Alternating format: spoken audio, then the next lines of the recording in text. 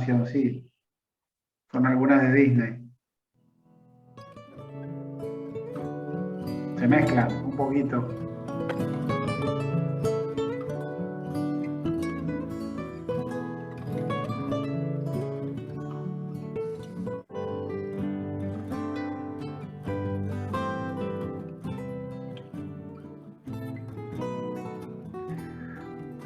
Bueno, ya estamos unos cuantos.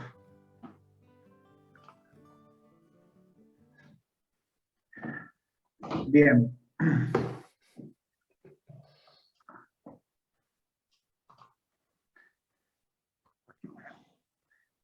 Y hay un poquito de todo. Todos llevamos algo dentro. Yo alcancé a escuchar la de la marcha del Imperio de la Guerra de las Galaxias. Ah, pero Hay sí, una, sí, sí. hay una versión tocada con disqueteras. Ah, no, como con disqueteras.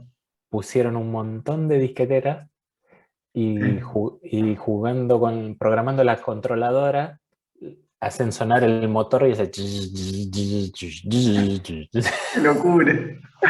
Qué locura. Se los voy a buscar y después publicamos el link. Horas de la 1. Bien.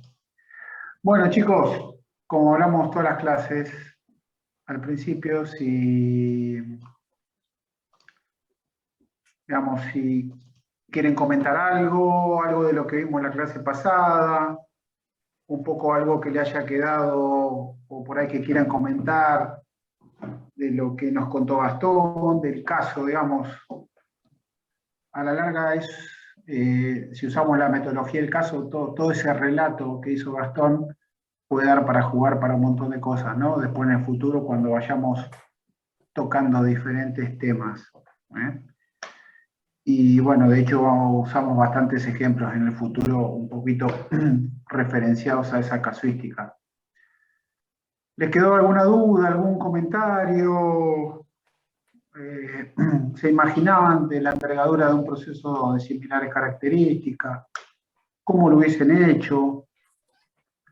Porque después hay un montón de cosas que no se cuentan, ¿no? Por detrás o que faltarían agregar, ¿no? Como aquellas cosas que seguramente si le pregunto a Gastón cómo hubiera hecho distinto algunas cosas, me dice, tendría 20 cosas para hacerlas de vuelta, ¿no?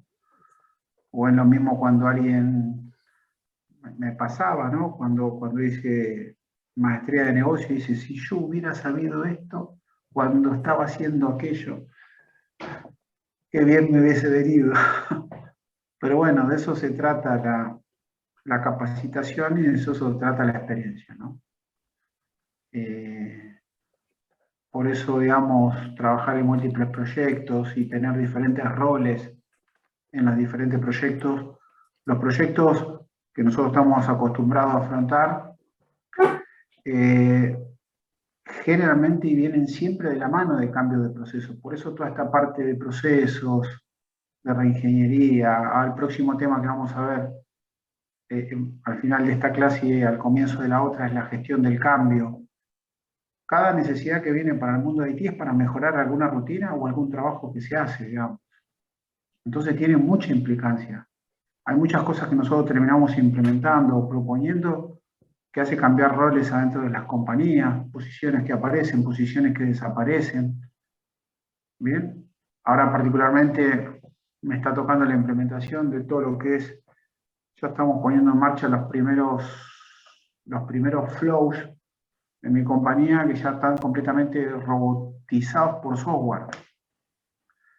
Entonces la gente está contenta, pero ve que hay mucha gente que ve que por ahí tiene una inestabilidad o no está muy segura en su trabajo o algo, que hay muchas cosas que ya el robot por software la va a hacer por una persona, ¿no? Pero bueno, realmente nosotros, la idea definitiva de todo esto es que al final los recursos que estén gestionando el proceso se dediquen a analizarlo y a gestionar las incidencias, ¿no? Más que hacer ese trabajo manual de cargar el cambio del tipo del día, cargar 300 liquidaciones en ARBA para bajarme el impuesto que tengo que hacer, para bajarme 300 PDF y después subir esos 300 PDF al ERP para que salga el pago. Todas esas cosas que son rutinarias y demás, a la larga, pasó en la industria, a la larga se van a ir automatizando. Y esas personas que van haciendo esos trabajos en las compañías hoy van a ir cambiando. Entonces, bueno, digamos, las diferentes cualidades que tienen que tener cuando van desarrollando este tipo de proyectos y demás, van más allá del tema tecnológico.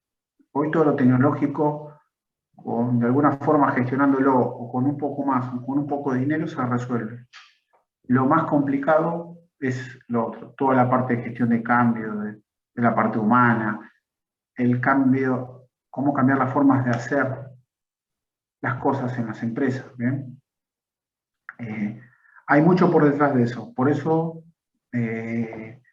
siempre, casi todas las clases, o cada 2 o 3 clases, se lo vuelvo a repetir, cuando empiezan a hacer y empiezan a tener un poco de responsabilidad o a manejar equipos pequeños o un poco más grandes o hasta ser el líder del área, de un área, tengan en cuenta que la parte técnica cada vez va quedando más lejos, ¿no? Y tienen que desarrollar otras habilidades que también son técnicas, pero en otros aspectos. Así que, digamos, ese mensaje que siempre queda de salir de las catacumbas, ¿no? Que nos gusta, que venimos de ahí, la mayoría de nosotros, al tener también un perfil ingenieril, nos gusta remangarnos, nos gusta resolver, nos gusta que ese código funcione, nos gusta buscar una herramienta, nos gusta perdernos un montón de tiempo resolviendo algún problema técnico, pero bueno, digamos, en la medida que ustedes vayan avanzando en la carrera, eso no es que se va a ir perdiendo, pero bueno, van a necesitar ir desarrollando y van a ir gastando el tiempo en otras cosas. ¿Bien? Así que bueno, quería aprovechar a ver si quieren comentar o preguntar algo de lo que vimos, algún comentario. A ver, vamos, anímense. No les digo que están todos, no veo todo negro porque veo fotos, pero tratemos así de que si hay un ida y vuelta, como siempre comentamos, los más beneficiarios son ustedes, ¿no? Porque se animan a preguntar alguna cosa más, o por ahí alguna cosa que surge en una charla, uno la tenía en mente, pero no se animaba a preguntar, o lo que sea.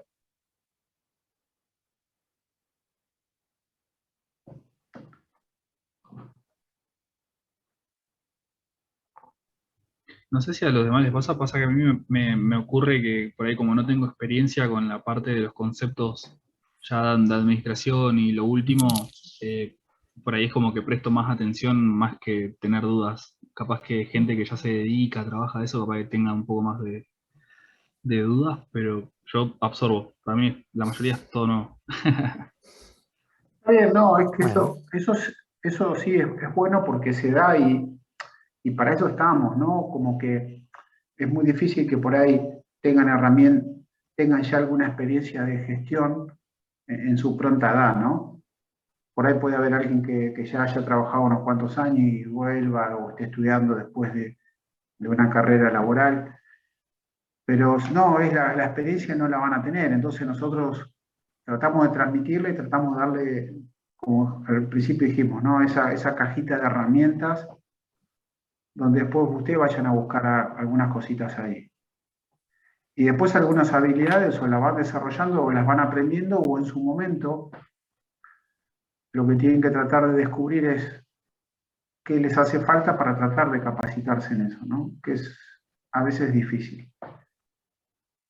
En verdad es una de las partes más difíciles, ¿no? Porque uno va avanzando y está en la parte técnica y va gestionando equipo y demás y dice, bueno, ¿qué habilidades más necesito desarrollar? Y les puedo asegurar que siempre, siempre, siempre hay para aprender más.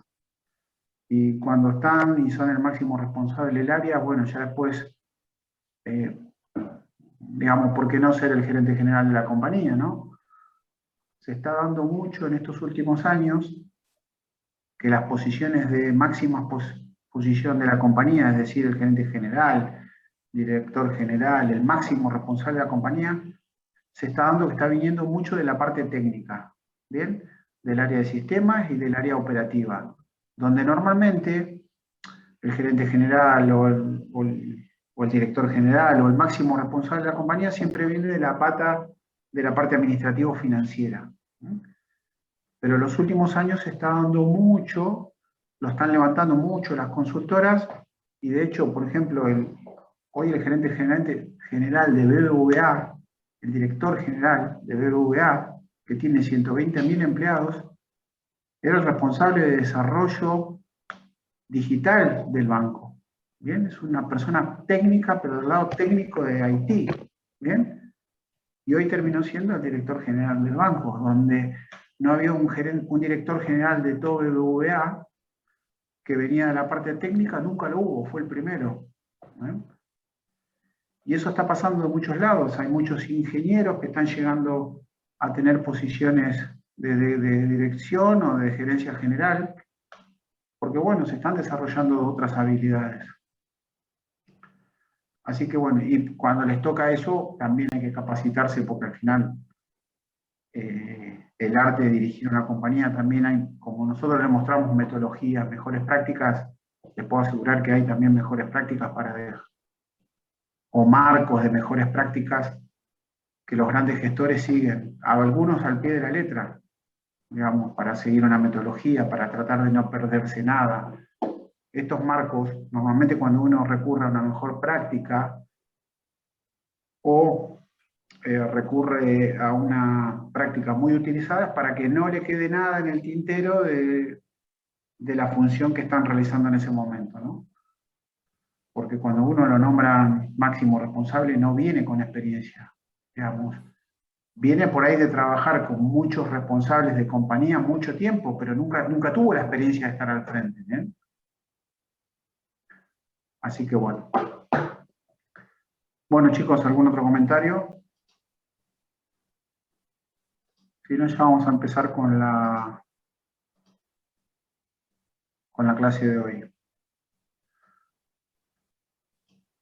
Bueno, como comentó Gastón en la última clase, las principales etapas de los proyectos de reingeniería habíamos hablado que es, analizamos la situación actual, diseñamos la situación futura, es decir, Gastón nos contó, ahora los vamos a repasar, varias formas de diseñar la situación futura, y después viene todo lo que es el análisis económico financiero y el plan de implementación, que está soportado por lo que se llama caso de negocio.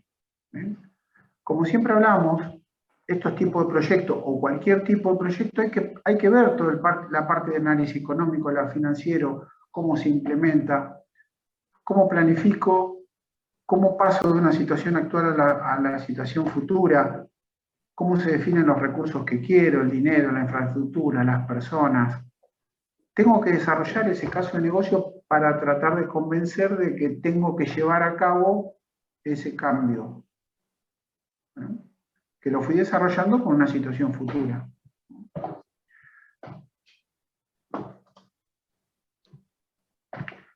Bueno, habíamos visto cómo se toma la situación actual, cómo se va, algunas herramientas de cómo se define la situación futura, cómo se encaraba, Gastón nos había contado, inclusive de la experiencia que habían tenido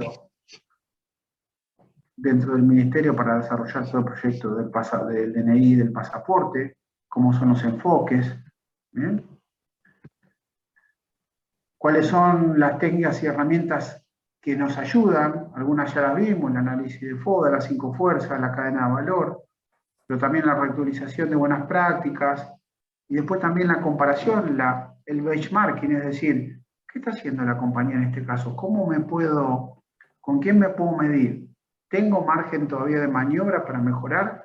¿El proceso que hoy estoy haciendo, realmente voy a estar a la altura de la competencia o voy a seguir por debajo? Había hablado un poquito de lo que era el análisis de Pareto. Siempre, digamos, la parte de Pareto, que cuando realmente el 20% de cualquier cosa produce el 80% de impacto y demás, bueno, apunto a mejorar ese 20%, ¿bien? Que yo sé que si centro el esfuerzo en ese 20% de mejora voy a obtener el 80% de los resultados, ¿no? Después también otra de las técnicas que comentó Gastón fue el análisis causa-efecto, el desmenuzar el problema en muchas familias de causa y subcausas para realmente, bueno, decir, y después cómo ataco esas familias de causa para resolver el problema. A veces los problemas son sencillos, pero en organizaciones grandes son muy difíciles de diagnosticar, de saber cuáles son los problemas. Las tarjetas de crédito no están llegando en 7 días a los clientes, desde que la pidieron a través de la aplicación o de la web. ¿Por qué? En 1 millón de tarjetas por mes, en 14 países, es re complejo saber cuál es el problema. Entonces, el problema lo tengo claro, no llegan las tarjetas. A los 7 días después de haberlo hecho, la competencia está llegando, nosotros no. ¿Qué pasa? Bueno, ahí empiezo a analizar causas, saco la familia, saco la subcausa, no, pero esto está agrupado con esto. Hasta que trato de desmenuzar y después voy a atacar, el TUBI tendría que atacar cada una de esas causas, ¿no? O al menos atacar esas familias de causas y demás. Bueno, y después tengo que empezar a ver la parte fundamental que es el análisis económico-financiero. ¿Se acuerdan del chiste de Dilbert? Bueno, vamos a hacer una reingeniería, sí, sale 2 millones de dólares. No, entonces no hagamos nada de reingeniería. Entonces, ¿qué pasa? Es más caro el collar que el perro. Empiezo a tener un montón de cuestiones donde el análisis económico y financiero para que me den o para conseguir el presupuesto para implementar eso es muy importante porque los cambios pueden ser muy importantes. Y a veces la implementación de una situación futura depende de la complejidad de la reingeniería o de la complejidad del proceso a cambiar, puede tardar años. Fíjense que en una implementación en una empresa mediana de un ERP, le estoy diciendo, por ejemplo, en mi empresa, ahora 300 empleados, 400 empleados, una empresa chica, tarda más o menos, tardó casi 2 años y a partir de ahí se lanza un proyecto de procesos para terminar de madurar la implementación del ERP. ¿Bien? Una implementación grande de un ERP, casi desde cero, o una reimplementación del ERP, porque cambian los procesos o porque se quiere mejorar muchos procesos, normalmente puede durar 5 años en una compañía. Entonces, ¿cómo hago ese plan? Yo sé que voy a tardar 5 años, tengo este plan, tengo que gastar este dinero. Bueno, tengo que convencer para que me den ese dinero, en donde tengo que decir cuáles van a ser los beneficios, cuáles son los esfuerzos que voy a tener. Bien, y ahí se recomienda, depende de qué tan grande sea el TUBI, hacer un caso de negocio donde se evalúan los costos, el esfuerzo versus el beneficio de cada iniciativa y un montón de cosas más que están inmersas dentro del caso de negocio. ¿Para qué? Para que el que tenga que decidir tenga mucho más herramientas, que sea, mira, me va a costar tanto y voy a tener tanto. ¿Y qué hago? ¿Qué recupero? ¿Qué pasa si no logras esas mejoras? Bueno, un montón de esas cosas y eso tiene que estar plasmado en el caso de negocio. Algunos de los criterios respecto a la selección de oportunidades es la obtención de beneficios acelerados, diferimiento de costos, la gestión del riesgo, el consenso. Es decir, esa parte económica a veces se justifica con tener un beneficio mucho más rápido. Otra vez, esa modificación y ese TUBI dice, bueno, tenemos estos costos, pero a la larga lo voy a ir definiendo y voy a tener un producto de más calidad. Voy a bajar el riesgo. Si bajo el riesgo voy a tener un impacto económico positivo y demás cosas. Ese análisis económico y financiero hay que tenerlo en cuenta. Y después, bueno, lo había contado Gastón, cómo priorizo todas las oportunidades. Esta es una matriz muy utilizada donde tengo los beneficios, los costos-esfuerzo, alto-bajo, voy centralizando, voy poniendo las diferentes oportunidades en esos cuadrantes para después ver por cuáles empiezo. ¿Bien? Y a veces, una técnica que utilizo bastante cuando son muchas iniciativas que que son muchos puntos que caen adentro de cada uno de esos cuadrantes. Hago unos dibujitos con un tamaño de círculo más grande, con menos diámetro, con más diámetro, que indica el costo. Entonces, si tengo una oportunidad en el cuadrante de costo-esfuerzo bajo y beneficio alto, y tengo 10 oportunidades, bueno, la más barata es la que hago primero si está posicionada más arriba, ¿bien? Ya estando en este cuadrante. Esta técnica de priorización de oportunidades es muy útil en cualquier tipo de decisión que tengan que tomar cuando tienen un montón de oportunidades. ¿Bien? Es decir, quiero hacer un nuevo negocio. Bueno, veo todas las oportunidades que tengo y las iniciativas y las pongo en una de estas cajas. ¿Por cuál empiezo? ¿Cuál descarto? ¿Cuál de esas oportunidades que entendí, digamos, nunca las voy a hacer porque me cuesta mucho y el beneficio es bajo? ¿Bien? Entonces, bueno, no solo es para las oportunidades, para en este caso ver qué proyecto hago y demás, sino que realmente este tipo de análisis les sirve para demostrar o para ustedes mismos analizar cuando tienen un montón de oportunidades para resolver alguna temática o alguna problemática, meterla en esta matriz y decir, bueno, empiezo por acá y estas las descarto. ¿Bien?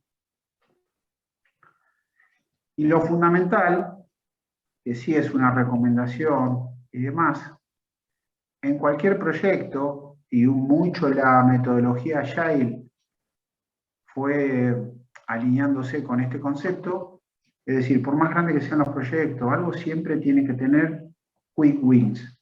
Mientras tengan ganancias a corto plazo, es decir, cuando vaya haciendo pequeñas mejoras en muy corto plazo, empiezo a dar resultados, empiezo a mejorar el ánimo en proyectos largos, ya a corto plazo empieza la gente a tener alguna sensación de que eso va funcionando, aunque el camino sea largo y demás.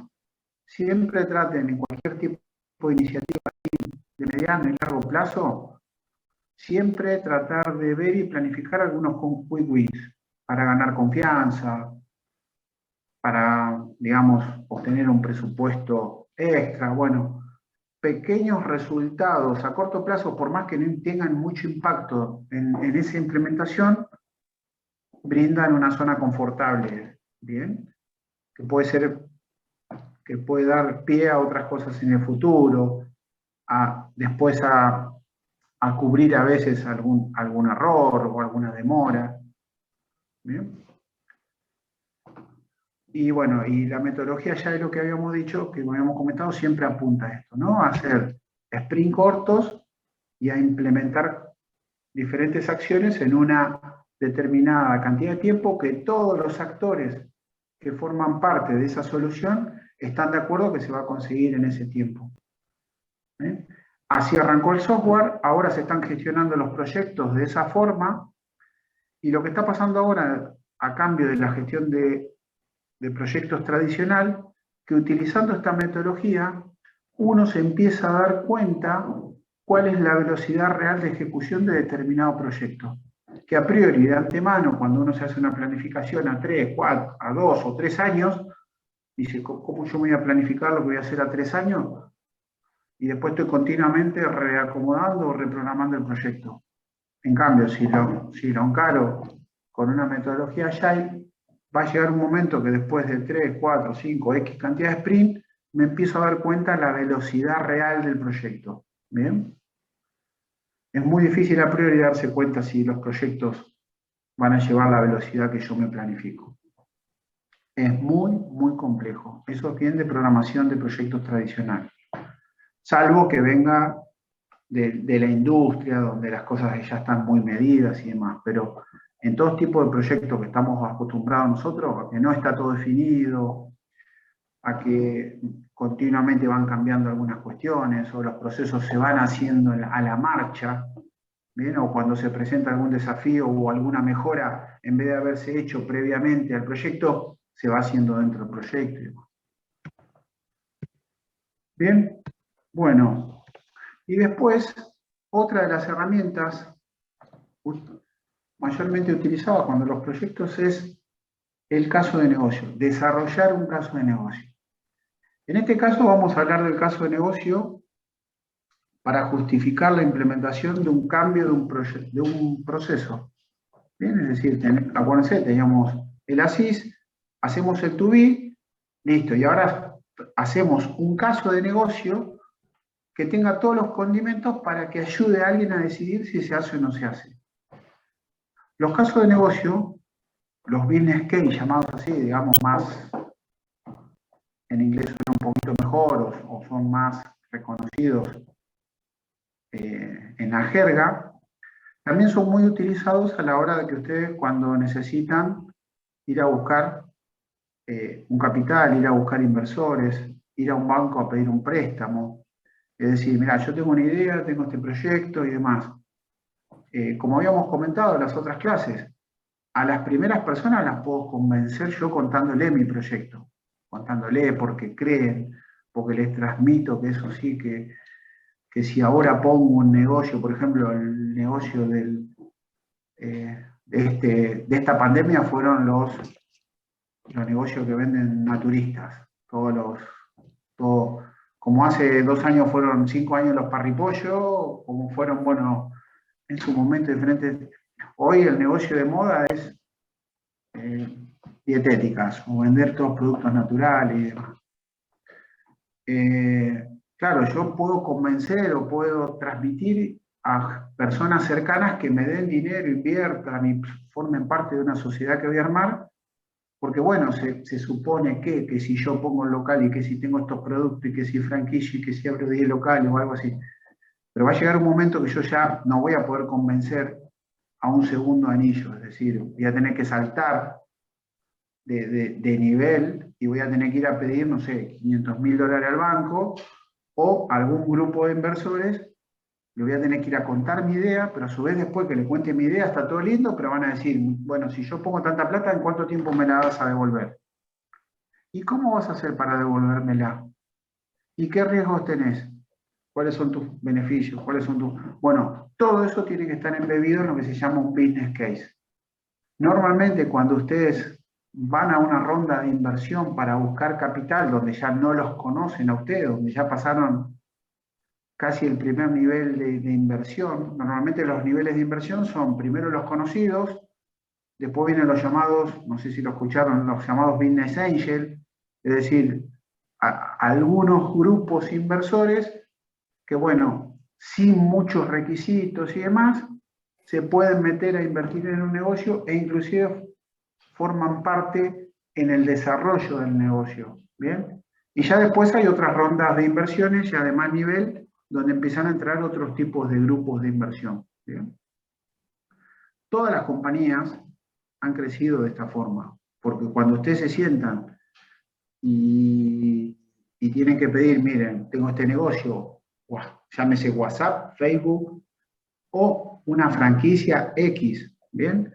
Tengo que expandir, tengo este modelo de negocio, bueno, qué sé yo, el caso ahora de Mostaza, que está poniendo locales por todos lados. Eso requiere una inversión sumamente importante que alguien ha convencido, ha hecho un caso de negocio, le dijo cómo iba a ser la estrategia, cómo se iban a implantar, cómo iban a ser los flujos de caja, cuáles son la inversión que iban a tener que hacer 5 años, cuándo empezaba a retornar la inversión, cómo iban a ser esos dividendos, cómo era la competencia, por qué le iban a sacar ya a la competencia, un montón de cosas que están plasmadas dentro del caso de negocio, que los que van a invertir lo tienen que ver. Y normalmente son todas las preguntas que le hacen, ¿eh? Bueno, es una herramienta que ayuda a los líderes de negocio a decidir sobre inversiones, cuantificando el impacto financiero de esas decisiones. Siempre que hay que invertir en algo, acuérdense siempre lo que le digo, dentro de una misma compañía, siempre hay otras alternativas. ¿Qué hago? ¿Abro más locales o hago un proceso de reingeniería? Sí, pero este proceso de reingeniería, mirá, si realmente modificamos los procesos internos, podemos llegar a tener una mejora importantísima en algunas cuestiones, digamos, no muy medibles, como el impacto del cliente y demás, pero en otras muy medible porque paso a vender el doble y demás, y mira, tengo un retorno de inversión de X cantidad de millones. Pero si abro otras sucursales, también tengo X cantidad de millones. Bueno, decido a ver cuál es la mejor. ¿Voy por acá o voy por allá? No, listo, este año abrimos más sucursales. La reingeniería o esos procesos esperarán. Siempre aquel que va a invertir tiene que decidir dónde, porque la inversión es finita. El caso de negocio también intenta resolver las preguntas claves. ¿Cuáles son las consecuencias financieras esperables si se toma esa decisión? Es decir, yo voy a empezar a poner dinero.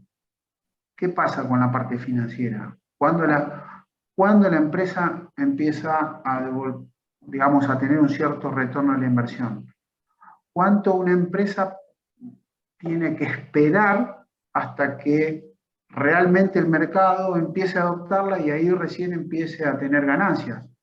Es decir, muchas veces la gente abre algún negocio o tiene una nueva iniciativa, llamémosle en un nivel bajo de inversión, pero realmente no sabe cuánto tiempo necesita para hacerse conocer en el mercado, cómo llegar y decir, mirá, yo si hago tal inversión, tengo que suponer que no voy a vender nada los próximos 6 meses y tengo empleados, tengo alquileres, tengo gastos operativos, tengo que medir un montón de cuestiones para ver financieramente cómo me puedo mantener. Bueno, todo esto en mayor o menor medida tiene que estar dentro del caso de negocio. También en un caso de negocio hay un apartado que describe, bueno, sí, no, sí, dame dinero porque yo voy a abrir tantos negocios y voy a vender tantas hamburguesas. A ver, contame, ¿cómo son? ¿Por qué vas a vender tantas hamburguesas? ¿Que la gente de repente va a ir ahí y va a empezar a comprar hamburguesas? ¿Por qué? ¿Cómo vas a hacerlo para sacarla a la competencia? Entonces, tengo que explicar de verdad cómo voy a conseguir los resultados, ¿no? Siempre estoy hablando, el que está leyendo ese caso de negocio es el que va a decidir. Es el que va a decidir si invierto o no invierto, ¿bien? Es el que decide. Y si la inversión es muy importante o la decisión es muy importante, posiblemente haya mucha gente que esté escuchando y que tenga que opinar. Explique las iniciativas que generan mayor valor, es decir, ese caso tiene que explicar, ese caso de negocio, todas aquellas iniciativas que tienen más impacto. ¿Bien?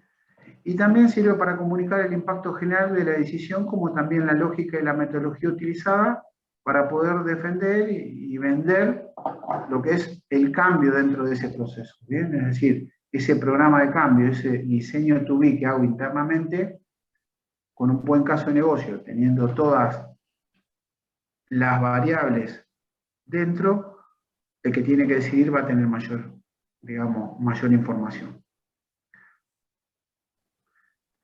Bueno, y por otro lado, no es un presupuesto, un reporte financiero y demás. No, porque yo puedo hacer un reporte financiero de cómo pueden ser los flujos de caja de acá al próximo año y demás, pero son todos supuestos. No es un presupuesto tampoco. ¿Sí? Es más que eso. Bueno, normalmente cuando hago un caso de negocio, muchas veces tengo que plantearlo, identificar los potenciales escenarios. ¿Bien? Los escenarios hacen referencia a varias situaciones futuras que pueden ocurrir. ¿Bien? Porque el mejor escenario es que me vaya todo bien, pero puedo tener un escenario que me vaya muy mal. ¿Por qué? Es decir, si entran 1000 personas por mes, ¿qué pasa si entran 10? ¿Qué pasa si tengo otro escenario que entran 500? ¿Bien? ¿Qué pasa si tengo que tener 10 nuevos clientes por día? ¿Qué pasa si consigo solo 2? Entonces, los diferentes escenarios también tienen que estar en el caso de negocio. ¿Bien? Ejemplo, si en este caso los proyectos, si el proyecto está sujeto a la sanción de una determinada ley que regule la actividad, se presentan 2 escenarios. Si está la ley o si no se sanciona la ley. ¿Bien? Bueno, obviamente que cada escenario tendrá implicancias sobre el resultado final del proyecto. Pero los escenarios también tienen que formar parte del caso de negocio. En resumen, un caso de negocio debe resumir la información principal a efecto de permitir el análisis y la toma de decisión para la implementación o no de un determinado proyecto. Llámese expandir Facebook a nivel mundial. desde ese nivel, o abrir o mejorar algún proceso interno dentro de la compañía. Obviamente que el caso de negocio completo, inclusive hay momentos que se llega a contratar a un tercero para que le haga este caso de negocio, ¿bien? Y si empresas grandes para hacer un caso de negocio, para vender o tener un nuevo proyecto, o desarrollar un nuevo modelo de vehículo, o desarrollar un negocio nuevo completo dentro de la compañía, y conseguir inversores, contrata una consultora para que le haga el caso de negocio, que en lo cual pueden trabajar cientos de personas en hacer el caso de negocio, porque va a haber financieros, va a haber gente de marketing, va a haber, hay que plasmar todas las cuestiones. Bien, y ahora vamos a ver las principales partes que tiene un caso de negocio. Lo que tiene bueno cuando a veces son proyectos muy chiquitos, por ahí yo agarrando 3 o 4 o 2 cositas de todas las cajas, ya por ahí me es suficiente. Pero si el proyecto se va haciendo más complejo, le voy a tener que agregar más cosas a ese caso de negocio para demostrar y convencer. A veces cuando los proyectos son chicos y yo tomo algunas cositas del caso de negocio que por ahí pueden llegar a ser grandes para definir para tomar esa decisión, da una sensación de que yo estoy viendo más allá. ¿Bien? Es decir, de repente ustedes están presentando un proyecto o están tratando de convencer para que le den el presupuesto de un determinado proyecto y hablan 3 o 4 cositas de lo que está dentro de un caso de negocio. Y les puedo asegurar que automáticamente la gente que está pensando dice, mira, digamos, se ven un montón de cosas que de cierta forma el que va a tomar la decisión no se la esperaba, porque por ahí viene de una presentación muy técnica y de repente se le nombran 2 o 3 cosas de los temas que se desarrollan dentro de un caso de negocio para el nivel ese de proyecto. Bien. Y bueno, ¿cómo se desarrolla? ¿Alguno tiene una idea de cómo desarrollarían algunos de ustedes un caso de negocio si quisieran vender algo? ¿Qué debería tener? A ver, vayan escribiendo no en el chat, sino, ¿qué creen ustedes que deberían tener un caso de negocio? Un cliente objetivo. Un objetivo, un cliente. Y bueno, enfoquémonos a lo que quieran porque al final puede ser para un negocio o para mejorar un proceso o venta de un proyecto. El alcance. ¿Qué más se le ocurre? Imagínense ustedes que tienen que ir a pedirle que su proyecto necesita, ya saben el presupuesto, que su proyecto o su desarrollo de negocio o su emprendimiento necesita $500.000 para dar una segunda vuelta. Es decir, ya está un poquito en marcha, están dando bien, pero no doy abasto, listo, quiero expandirme, pero necesito $500.000, ¿no? Y van a un gerente del banco y le dice, o van a un grupo de inversión y dice, señor, mire, me presta 500.000, yo se los voy a devolver dentro de 3 años. ¿Qué le tienen que mostrar a esa persona? Un plan de trabajo y las ganancias que vas a tener como para poder solventar ese préstamo que te dan, por ejemplo. O sería eso. Bien, Un plan entero de cómo bien. funcionaría. Bueno, es el plan entero, es el caso de negocio. Ahora vos dijiste, bueno, ¿cómo funcionaría una iniciativa? ¿Qué presupuesto voy a tener? Voy a tener que empezar a tener y juntar información del mercado. ¿Cuánto voy a cobrar? ¿Cuánto voy a gastar? ¿Cuántos posibles clientes puedo llegar a tener? ¿Bien? ¿Qué más debería tener ese caso de negocio?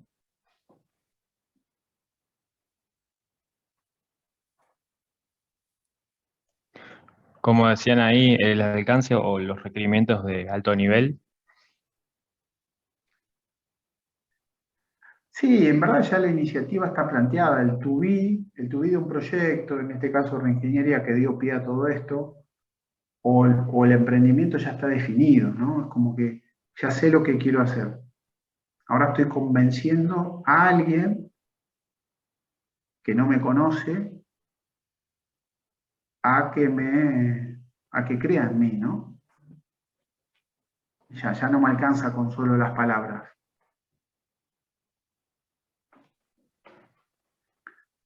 Bueno.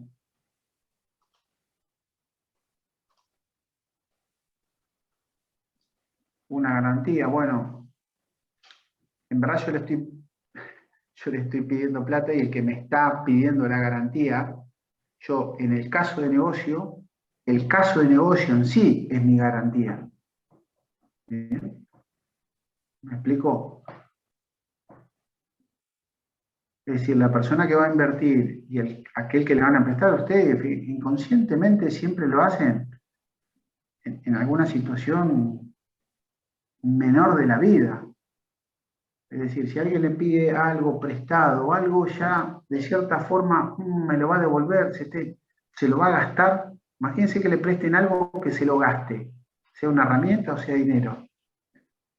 Si ustedes huelen que por ahí,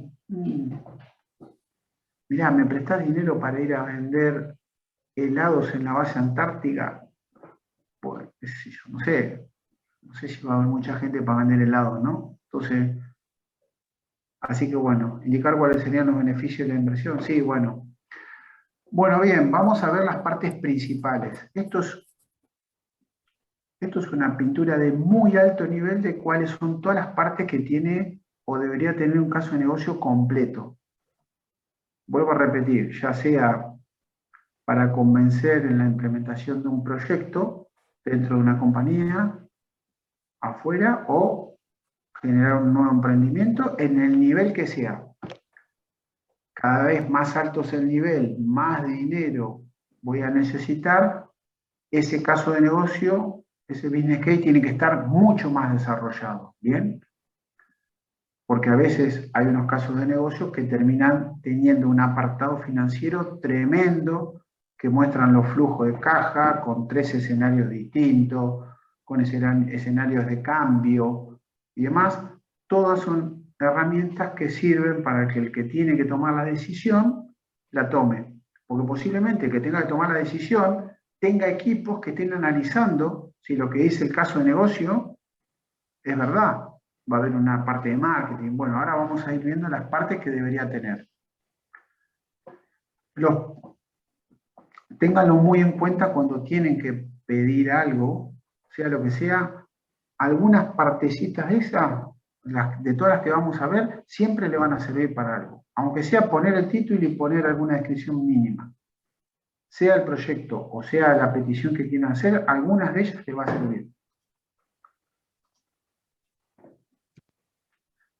Bien, lo primero que tengo que hacer es determinar el enfoque. Bien, enfocar bien lo que va a ser, la esencia de ese emprendimiento, la esencia de ese negocio, la mejora el proceso que va a ser. Es decir, qué objetivos tengo, bien, como proyecto, y después tengo que saber bien quién es la audiencia, quién me va a escuchar. ¿Bien? Muchas veces cuando ustedes tienen que hacer una presentación de algo, traten de siempre ver cuál es la audiencia, porque no es lo mismo contarles un proyecto técnico a una audiencia llena de ingenieros que contarle un emprendimiento técnico a banqueros. O no es lo mismo ir a pedir para un emprendimiento tecnológico que del otro lado haya, no sé, inversores que son más del lado de las leyes, digamos, ¿no? Entonces, bueno, tengo que determinar claramente el enfoque, los objetivos, la estructura, la audiencia. Bien, después como segunda etapa, gran etapa, tengo que desarrollar los supuestos del trabajo. Es decir, tengo que ver cuál es el alcance, tengo que tratar de predecir ese futuro trabajo a realizar. Tiene que tratar de simplificar el entendimiento del otro lado, ¿bien? Tengo que tratar de clarificar, ser muy claro de lo que va a ser el trabajo a realizar, ¿bien? Por más que sea determinado muy complejo o por más que haya que hacer muchos trabajos, tengo que tomar cada uno y tratar de definir el alcance, predecirlo cuál va a ser, simplificarlo y clarificarlo. ¿Bien? Después ya me empiezo a meter en la parte de determinar los beneficios. ¿Bien? Bueno, ¿y qué gano yo en prestarte la plata a vos? Es decir, ¿cómo vas a mejorar esos ingresos? Los ingresos los puedo mejorar vendiendo más o reduciendo los costos. Es decir, pero si todavía el emprendimiento no está en marcha, peor todavía, porque decir, listo, tengo que empezar a decir cuáles son mis ingresos. En cambio, si ya estoy haciendo en tu vida una CIS, puedo decir, mirá, voy a terminar los beneficios porque acá estamos reduciendo costos y demás. Tengo que incrementar la eficiencia del capital, es decir, tengo que tratar, al determinar los beneficios, tengo que tratar de dejar claro la eficiencia del capital invertido, ¿bien? Es decir, que cada peso se va a poner en el lugar indicado. Después, una parte súper importante y muy compleja, les puedo asegurar que es extremadamente compleja, es determinar los costos del producto, del servicio, de lo que vaya a ser el proyecto, la iniciativa, el emprendimiento que vayan a hacer. Determinar los costos reales es muy complejo. ¿Bien? ¿Cuáles son los gastos operativos? ¿Cuáles son las inversiones que necesito? Es decir, tratar de ver, de definir algún mecanismo para determinar el costo. Ustedes, por ejemplo, ¿se imaginan cuál es el costo de fabricar este paquete de galletitas?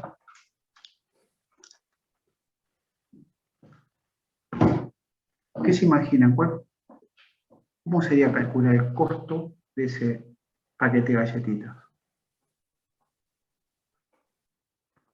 Dependiendo de si estás industrializado o no, si haces cosas, por ejemplo, más No, bueno, propio humano, por ahí se el costo es supone mayor, que... digamos, si vos lo haces manual, me parece que si vos tenés una industria que te hace los paquetitos enseguida o te los envuelve en las galletitas.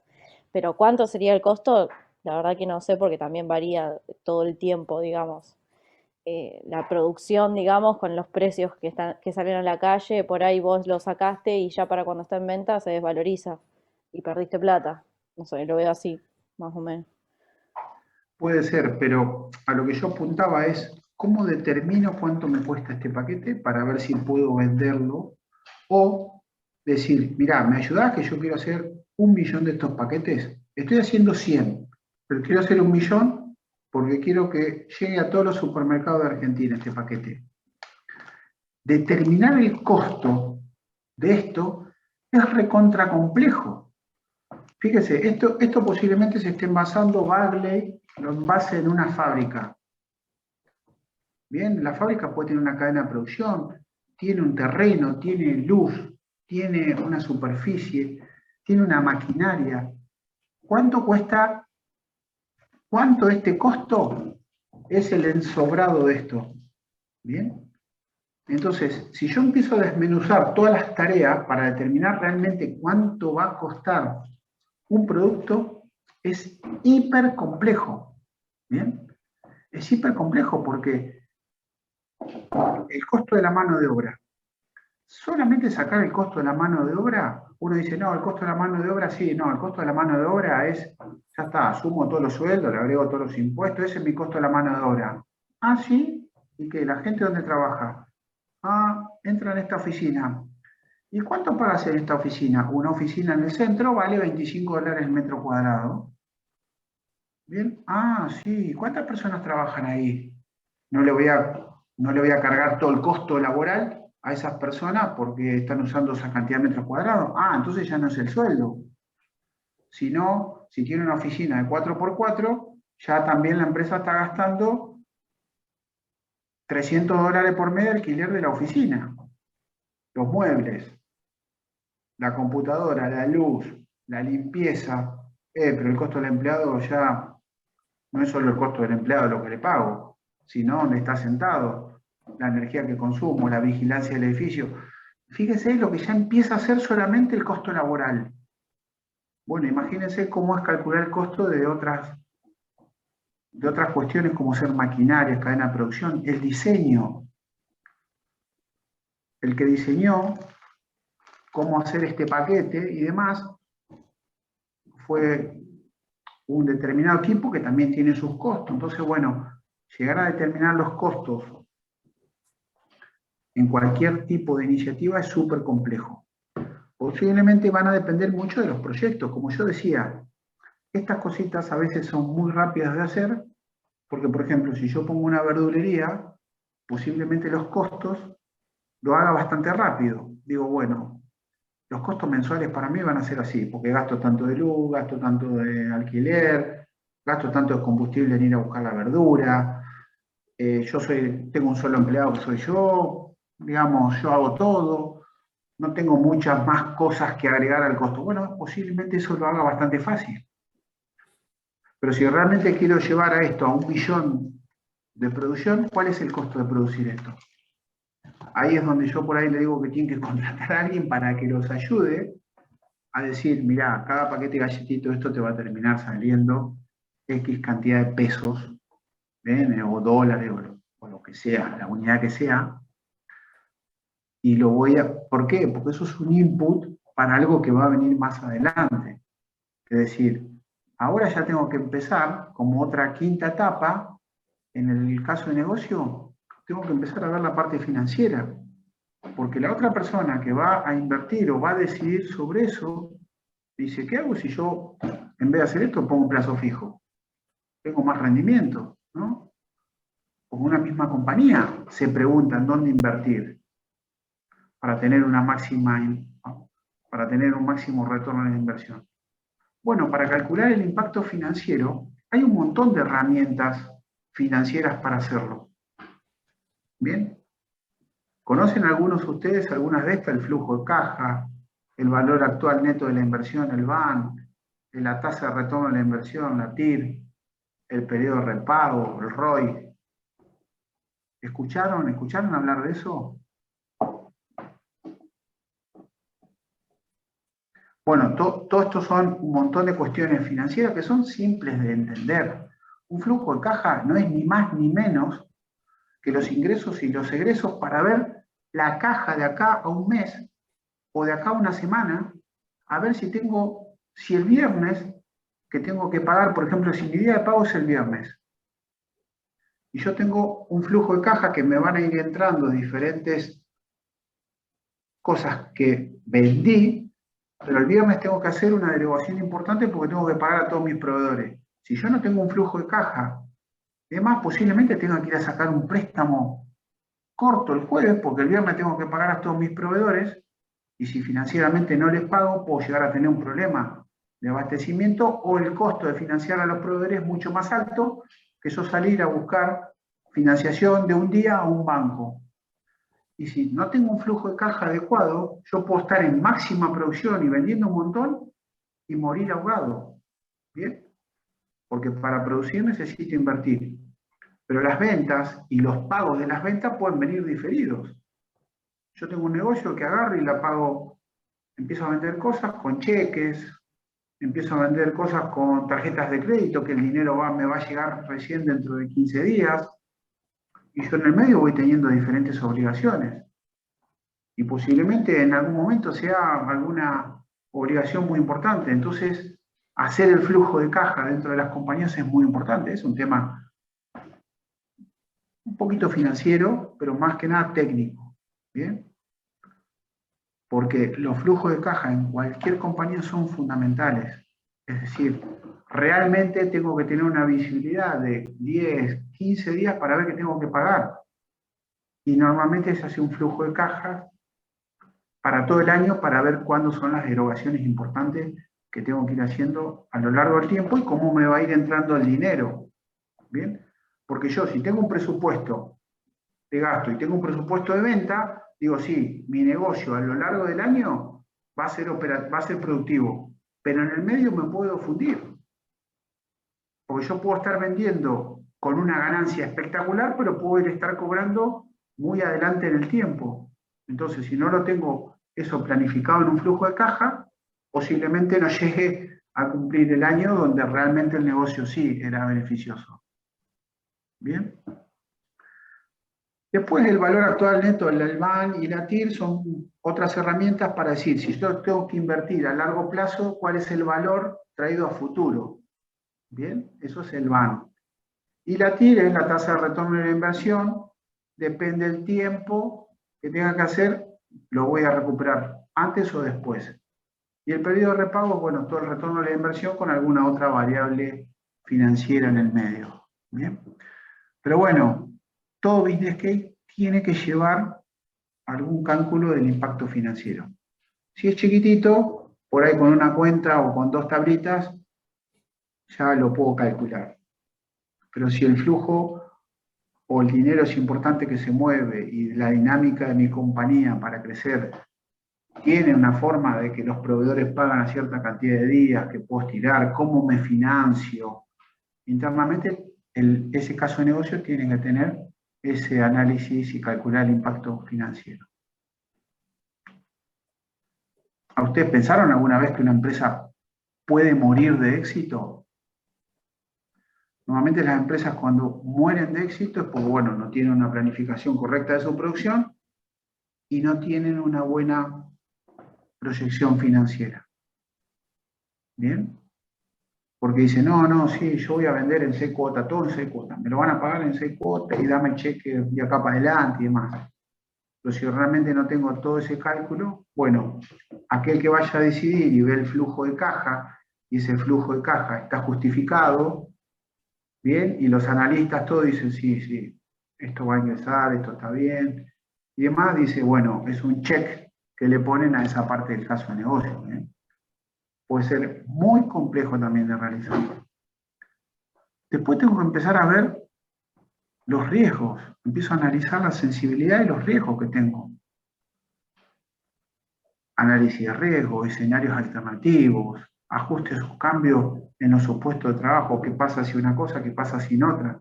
Porque por ahí yo estoy adelante de un comité de inversión y me preguntan, ¿y qué pasa si cae un cohete sobre la fábrica? Puede ser una pregunta de ese estilo.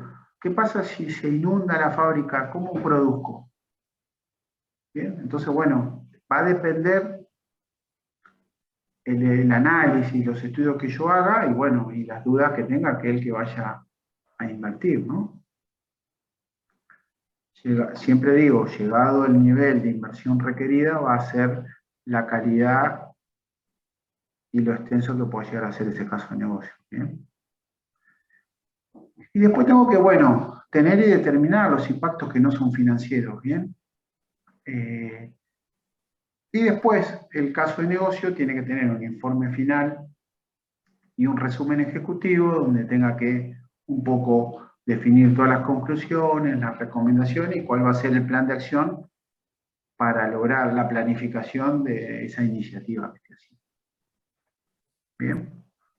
Sea lo extenso que sea un caso de negocio, yo he visto casos de negocio de 3 tomos impresos, o sea, de una sola hoja, algo de esto siempre tiene que tener un caso de negocio. ¿Bien? Y si a veces no lo tiene porque es demasiado hacer un caso de negocio porque el proyecto no da, si le agregan algunas cositas de esas van a tener una muy buena recepción del otro lado. ¿Bien? Porque a veces van y le piden a una determinada persona que invierta, tome una decisión y te van a decir, ¿yo qué gano? Mira, vas a ganar esto. ¿Y cómo? Y ahí empiezan las preguntas y demás. ¿Bien? Y si lo tienen analizado, siempre está en alguna de estas cajas. ¿Sí? ¿Alguna consulta?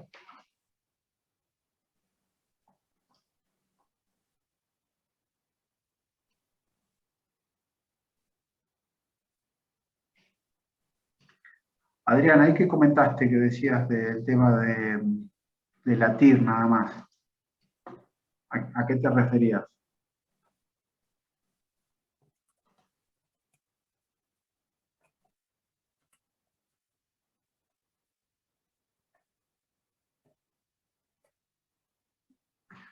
Bien, bueno, vamos a seguir.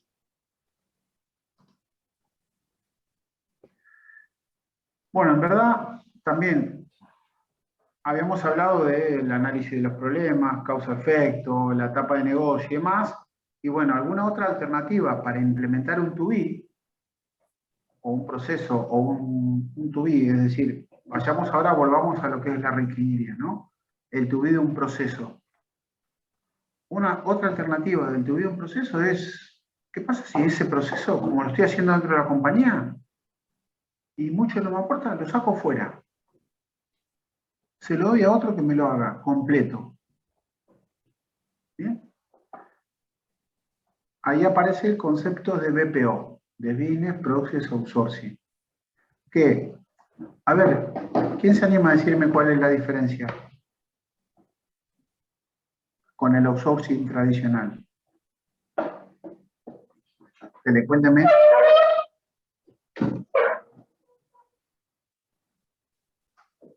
Anímense, alguno que me cuente qué es outsourcing.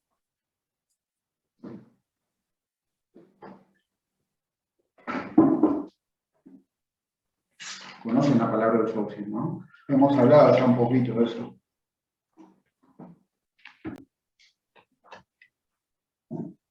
Vamos, chicos. Se escucha bien, ¿no? Se escucha bien. ¿No es cuando subcontratas a otra, digamos, o terciarizas un proceso?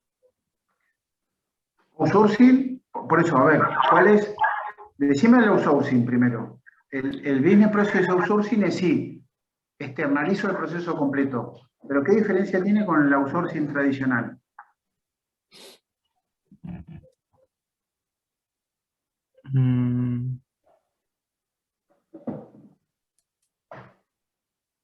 No, ni idea. El outsourcing tradicional normalmente está más enfocado en una tarea, ¿bien? En hacer algo concreto. Pero ya realmente cuando yo tengo que hacer, por ejemplo, yo puedo hacer el outsourcing de la liquidación de haberes. Es una tarea concreta que tiene una rutina que hago y liquido los haberes. Entonces, mi proceso de liquidación de haberes dentro de la compañía es, a partir del día 20, recojo todas las novedades, las altas, las bajas, las horas extra y demás. El día 26 se cierra, comunico a todo el mundo que se cerraron las novedades. El día 28 las cargo en el ERP, todas las novedades o en el sistema de liquidación de sueldo. El último día hábil hay un tercero que me imprime todos los recibos de pagos de haberes. Es una tarea concreta dentro de un proceso. ¿Bien? Entonces, cuando yo hablo de business process outsourcing, es todo el proceso de punta a punta me lo hace un tercero. ¿Cuál es la diferencia, en este caso, sea externalizar un proceso o externalizar una tarea? ¿Cuál es el beneficio? ¿Qué gano con eso?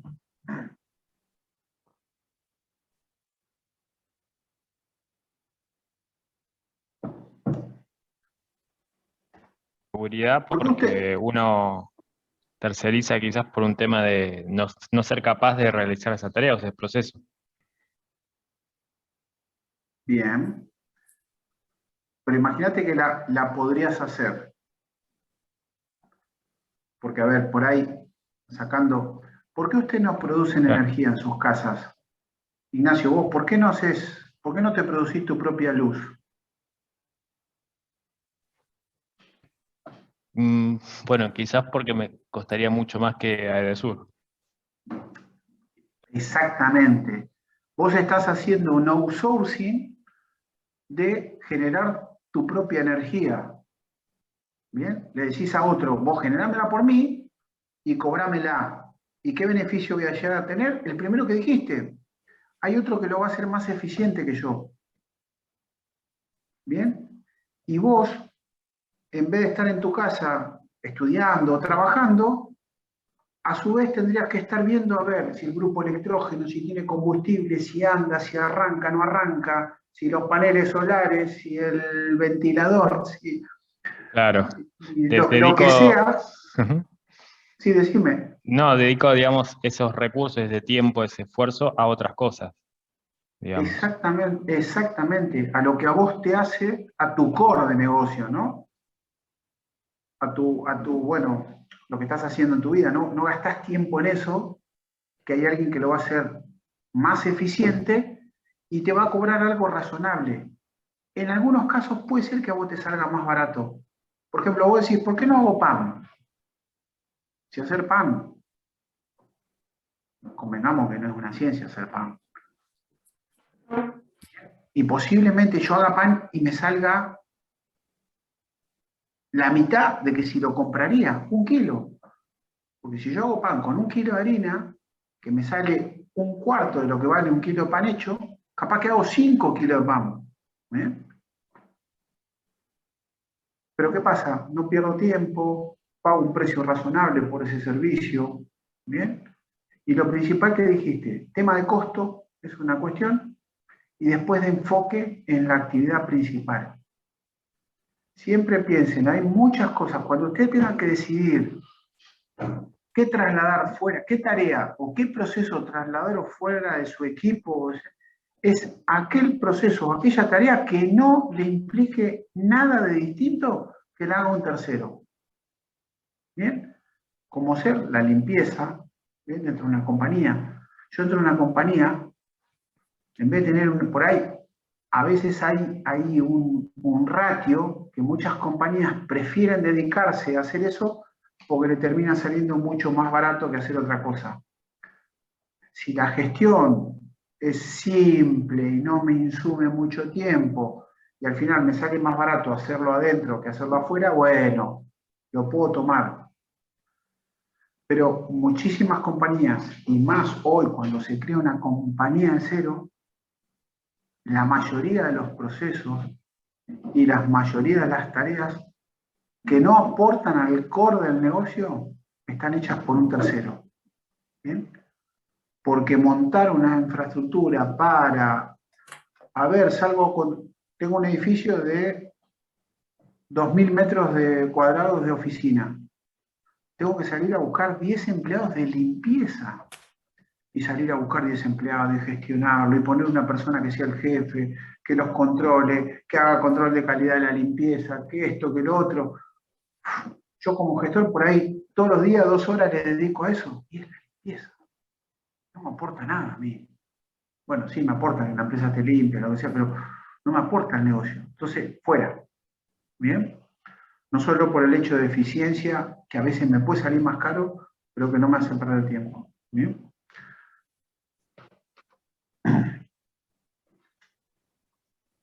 Bueno, en este caso, cuando tengo, digamos, pienso en sacar ese proceso afuera completo, ¿bien? El BPO es la subcontratación de un proceso de negocio, ¿bien? La externalización, obviamente, o la subcontratación de funciones de un proceso complejo. Hay veces que la empresa tiene un proceso muy complejo y tiene diferentes subprocesos que completamente los puedo externalizar. ¿Bien? Uno de los procesos más complejos que yo estuve trabajando para poder externalizarlo, y estuvimos trabajando como 1 año y al final fue súper complejo, queríamos sacar en BBVA, a nivel mundial, queríamos sacar la confección de tarjetas de crédito fuera de lo que era la estructura del banco. Había casi 10.000 personas involucradas, desde que se pedía una tarjeta de crédito hasta que le llegaba al cliente. Y para el banco, todo eso era nada, hasta que el banco empieza a tener ganancias cuando la persona empieza a operar con la tarjeta de crédito. Pero la confección, el ensobrado, el correo, los reclamos, la que no me llegó, la clave, el ensobrado, todo eso, todo se hacía en diferentes países más o menos de la misma forma y todo con un montón de empresas satélites que, por ejemplo, imprimían el plástico, pero después había que ir a buscarlo para meterlo en un sobre, para meterle la clave y pasar a otra instancia del proceso. Bueno, eso era perfectamente externalizable de punta a punta Y el banco, la idea era, toma, te doy los datos y vos en 7 días le tenés que hacer llegar esa tarjeta al cliente. Esté donde esté, en cualquier lugar de Sudamérica. Y en México. Que bueno, Sudamérica, más o menos. La TAM, ya me volé. Así que bueno, pero lo complejo que era eso, bueno, y al final no, casi que ni se logró. Pero bueno, algunos procesos dentro de ese macro proceso sí se externalizaron. ¿Bien? Es muy común hoy en las compañías, por ejemplo, ya desde hace muchísimos años, Accenture, por ejemplo, ¿conocen Accenture? ¿Alguno de ustedes trabaja en Accenture acá en La Plata? Ahí en La Plata. Sí. Bien, bueno, por ejemplo, Accenture es una de las BPO más grandes que hay a nivel mundial, porque primero de por sí es una empresa grande. Entonces ellos tenían una gestión de cobros de sus facturas a nivel internacional que en algún momento dijeron, che, ¿por qué no lo centralizamos? Y tenemos 3 o 4 administración de facturación a nivel regional y procesamos toda nuestra factura de todos los países de la región. Bien, cuando se hicieron un experto en eso, dijeron, ¿y qué pasa? Ya armamos todo esto. ¿Por qué no damos este servicio a un tercero? Porque generar una factura y después ver si esa factura se pagó parece una tarea fácil, pero es súper compleja. Cuando tengo 5.000 o 6.000 facturas por día. ¿Bien? Microsoft le dio a nivel mundial a Accenture la gestión de la emisión de la factura y la gestión del cobro. Cientos de millones de dólares por día se mueven. ¿Bien? Y Accenture le paga un fee, Microsoft le paga un fee a Accenture y se desliga a nivel mundial de cómo la factura, del envío de la factura, de a ver si pagó el medio de pago, reclamarle el pago, si llegó el pago, si la transferencia, si no sé. Eso por miles es re complejo en cualquier lugar del mundo. ¿Bien? Y Microsoft se lo dio a Accenture. Accenture le cobra bien, obvio, pero al final le termina cobrando por factura procesada. ¿Bien? Entonces Microsoft sabe que por cada factura o por cada porcentaje de monto que facture, un porcentaje de eso es el costo de Accenture completo, de punta a punta. Les puedo asegurar que la gestión de cobro, eso se llama gestión de cobros. Gestión de pagos por un lado y gestión de cobro por otro. Es súper compleja en cualquier empresa que sea, del nivel que sea. Llegar las facturas, prepararlas, procesarlas y pagarlas, y después cuando emito factura, que realmente lo que se termine pagando me llegue. Bien, porque si tengo 1.000 clientes, unos pagan de una forma, otros pagan de otra, otros pagan a 7 días, otros lo que sea, un montón de cosas. Y muchas veces también las empresas administrativamente se traban, se pierden, se demoran, porque mi empresa recibe 400, 500 facturas por día, pero adentro del proceso ahora se está estabilizando porque queremos que la factura se pague a los 14 días exactos, ni más ni menos, porque es un tema de un plus que se logra si uno es pagador. Te voy a pagar a los 14 días, ya está. Si uno empieza y se toma esa reputación, muchas veces hasta mejora los precios, porque el que le vende sabe, no, esto a los 14 días pagan siempre. Perfecto. Todos los miércoles se paga, y si yo la factura entra de lunes, entre lunes y martes, el próximo miércoles, dentro de los 14 días, el segundo está pago. Entonces, dan buenos precios, digamos, se sienten seguros que van a cobrar y demás. Entonces, bueno, todos esos procesos de ver todo eso y de gestionarlo son súper complejos. Entonces, por ejemplo, en este caso, Microsoft lo tiene externalizado. De hecho, cuando te llaman a la parte administrativa de una empresa, si no le pagaste una factura del Office 365, están llamando de, no sé, algún hermano latinoamericano, te llama de algún lugar para reclamarte el pago de una factura. ¿Eh? Lo mismo HP, por ejemplo. Bien. Bueno, el Business Process Outsourcing es la delegación de uno o más procesos de negocio con fuerte contenido IT a un proveedor externo que administra y gestiona el proceso seleccionado cumpliendo métricas de rendimiento definidas. Lo bueno que tiene cuando ustedes hacen un outsourcing de alguna tarea, o en este caso de un proceso, que pueden muchas veces exigirle algún ratio o pagar por uso, digamos, o pagar por cantidad, cosas que cuando lo tienen internamente es súper complejo. Es decir, yo le puedo decir a un proveedor, por ejemplo, si no me procesás 1000 facturas por día, yo te voy a descontar tanto de la paga mensual. Eso internamente, si yo lo tengo adentro, es muy difícil penalizar un no cumplimiento dentro de una compañía. Porque son áreas, somos colegas, o trabajamos juntos, la gente se conoce por debajo y demás. Entonces, la forma que se gestiona el costo, el seguimiento, el rendimiento y demás, muchas veces cuando se hace el acuerdo de nivel de servicio, que es, ya lo hablamos,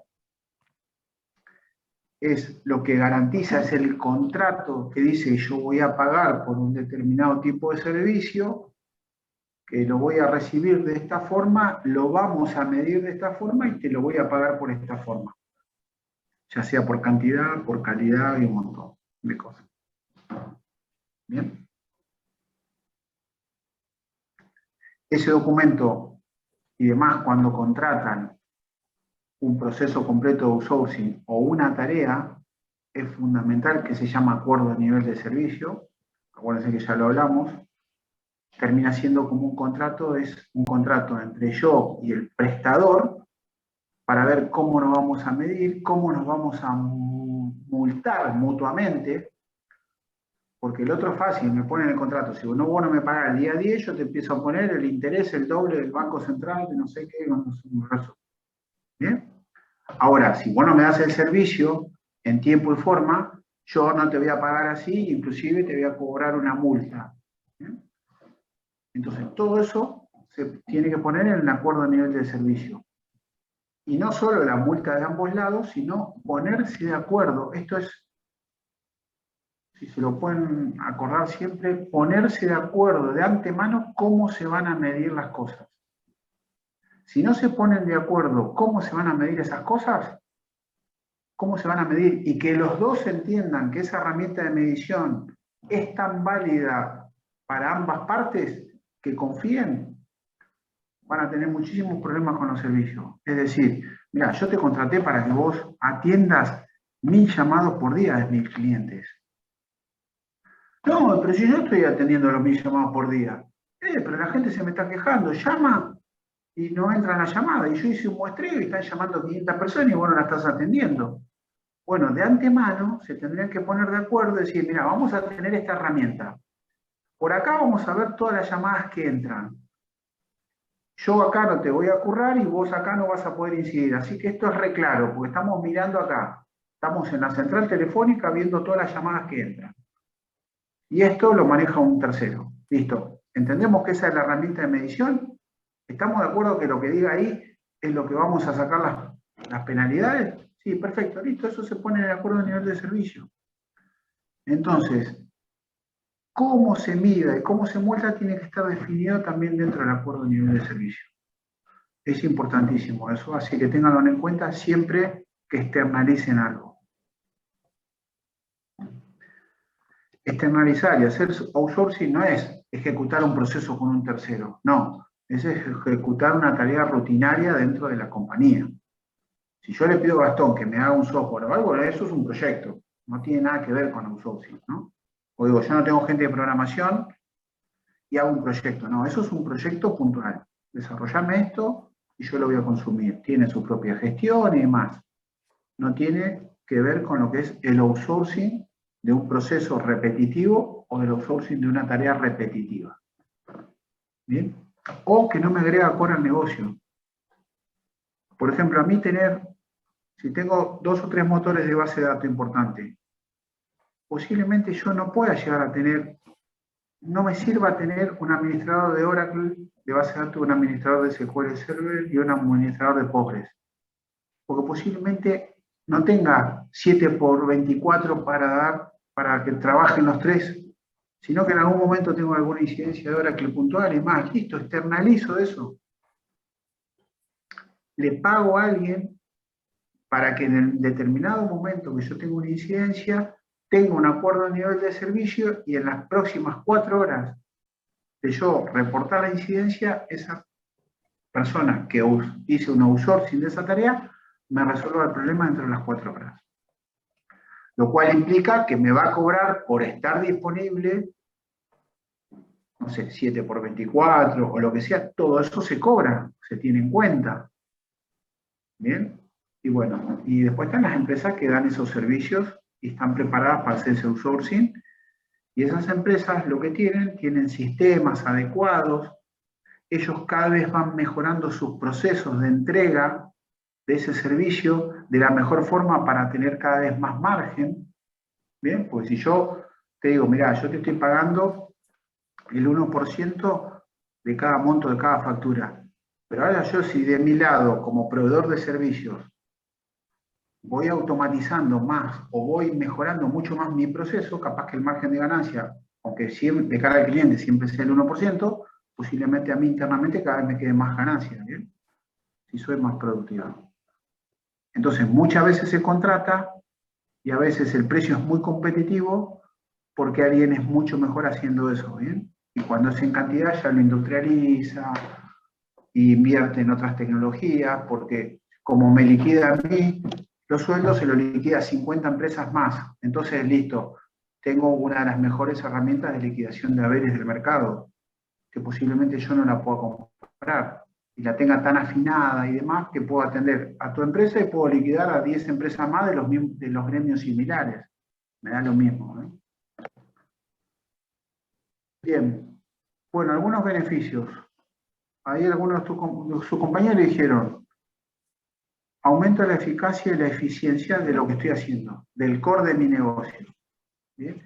No solo aumento del core de mi negocio, sino también que ese servicio, cuando lo da un tercero muy calificado, termina siendo muy bueno de cara al que lo recibe. ¿Bien? Yo internamente tengo un montón de servicios dentro del área de IT terciarizados. Pero esos terceros, por ejemplo, cuando llega y llaman por una incidencia, un operador le dice, departamento de IT, buenas tardes, y es un tercero. ¿Bien? Es la cara visible de nosotros. Hay gente que ni sabe que esa persona ni siquiera está en la compañía y no es empleado de la compañía. ¿Bien? Entonces, ayuda a aumentar la eficacia y ese proceso de resolución de incidencias tienen un montón de herramientas y lo tienen muy trillado las empresas que se dedican a eso. Entonces, posiblemente ese servicio que yo brinde dentro de la compañía sea mucho más eficaz y mucho más eficiente. Como le decía, continuamente estas personas que se dedican a gestionar estos tipos de procesos, a liquidar haberes, a llevar algunas cosas contables, a procesar facturas, posiblemente vayan generalmente invirtiendo para que el trabajo de ellos también se vaya haciendo mucho más fácil, ¿no? O puedan atender a más cantidad de clientes. Los que hacen estas tareas normalmente están innovando mucho dentro de esa tarea. Entonces, que se procese la factura en una determinada cantidad de tiempo, haya un OCR, descubra todos los ítems que tiene la factura, lo automatice todo, bueno, listo. Ese tercero lo hace para su propio beneficio porque procesa 10.000 facturas por día. Entonces puede invertir y demás. Entonces, el que gestiona el proceso externo normalmente está innovando sobre ese proceso, cómo gestionarlo. De mi lado, lo que habíamos hablado, tengo un control de los costos y una visibilidad tremenda de los procesos, de cómo se está ejecutando. Por ejemplo, un call center. Si yo pago porque me atiendan 1.000 personas por hora, puedo llegar a estar viendo en tiempo real los indicadores. Estoy viendo las llamadas que están entrando, la satisfacción de los clientes, viendo las encuestas. Tengo un mayor control de visibilidad, de pago y demás. ¿Bien? Normalmente cuando se hace una externalización, estas cosas se tienen mucho más claras que internamente. ¿Bien? Y a veces saco un proceso que aunque sea mucho más caro, externalizado afuera tengo una sensación de que estoy mucho mejor, porque tengo mayor control, sé que me va a costar tanto y tengo el presupuesto acostado, que cuando lo tenía adentro cada vez me salían enanos y me tenía que gastar un montón de dinero con cosas imprevistas, o rotación de gente, o contratar más empleados.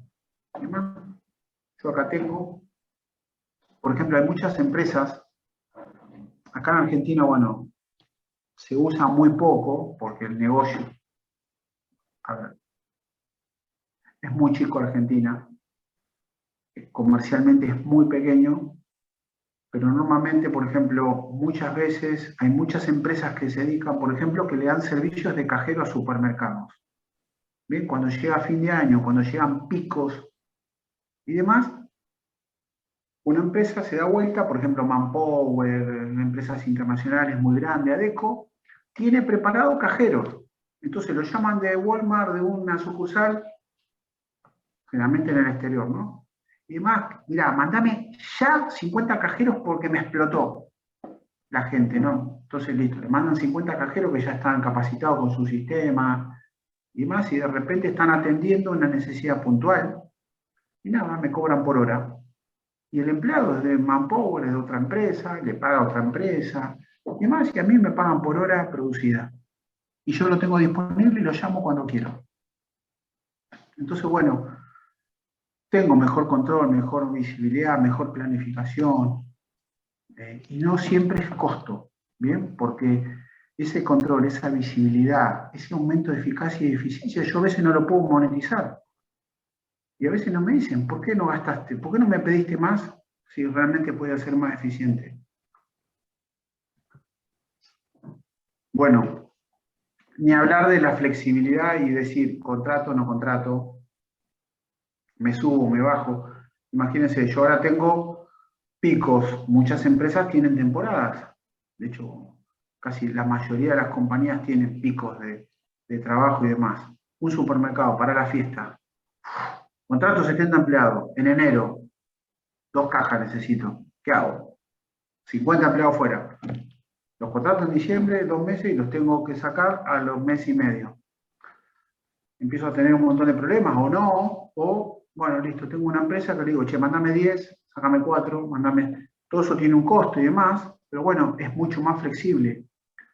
Y de repente estoy produciendo un montón y necesito más empleados para un determinado pico para escalar. Bueno, tiro de la demanda.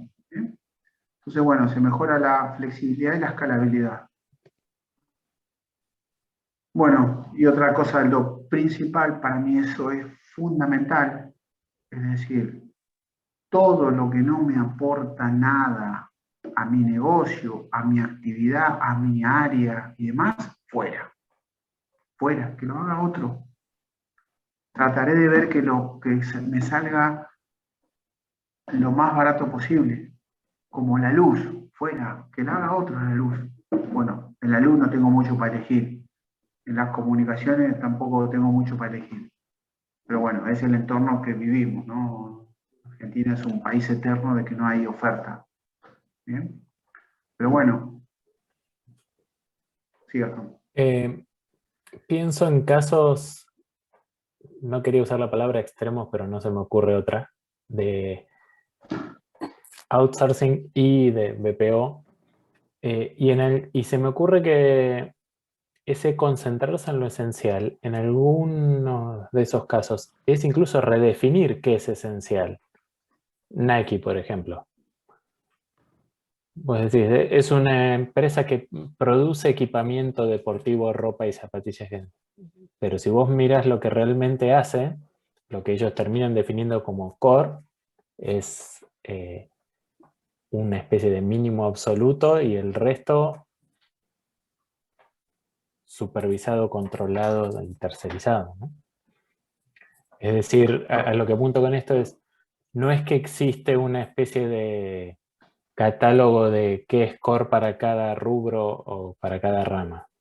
Tiene que ver con la visión estratégica de la organización en sí. Por ejemplo, para Nike el principal core del negocio son los diseñadores.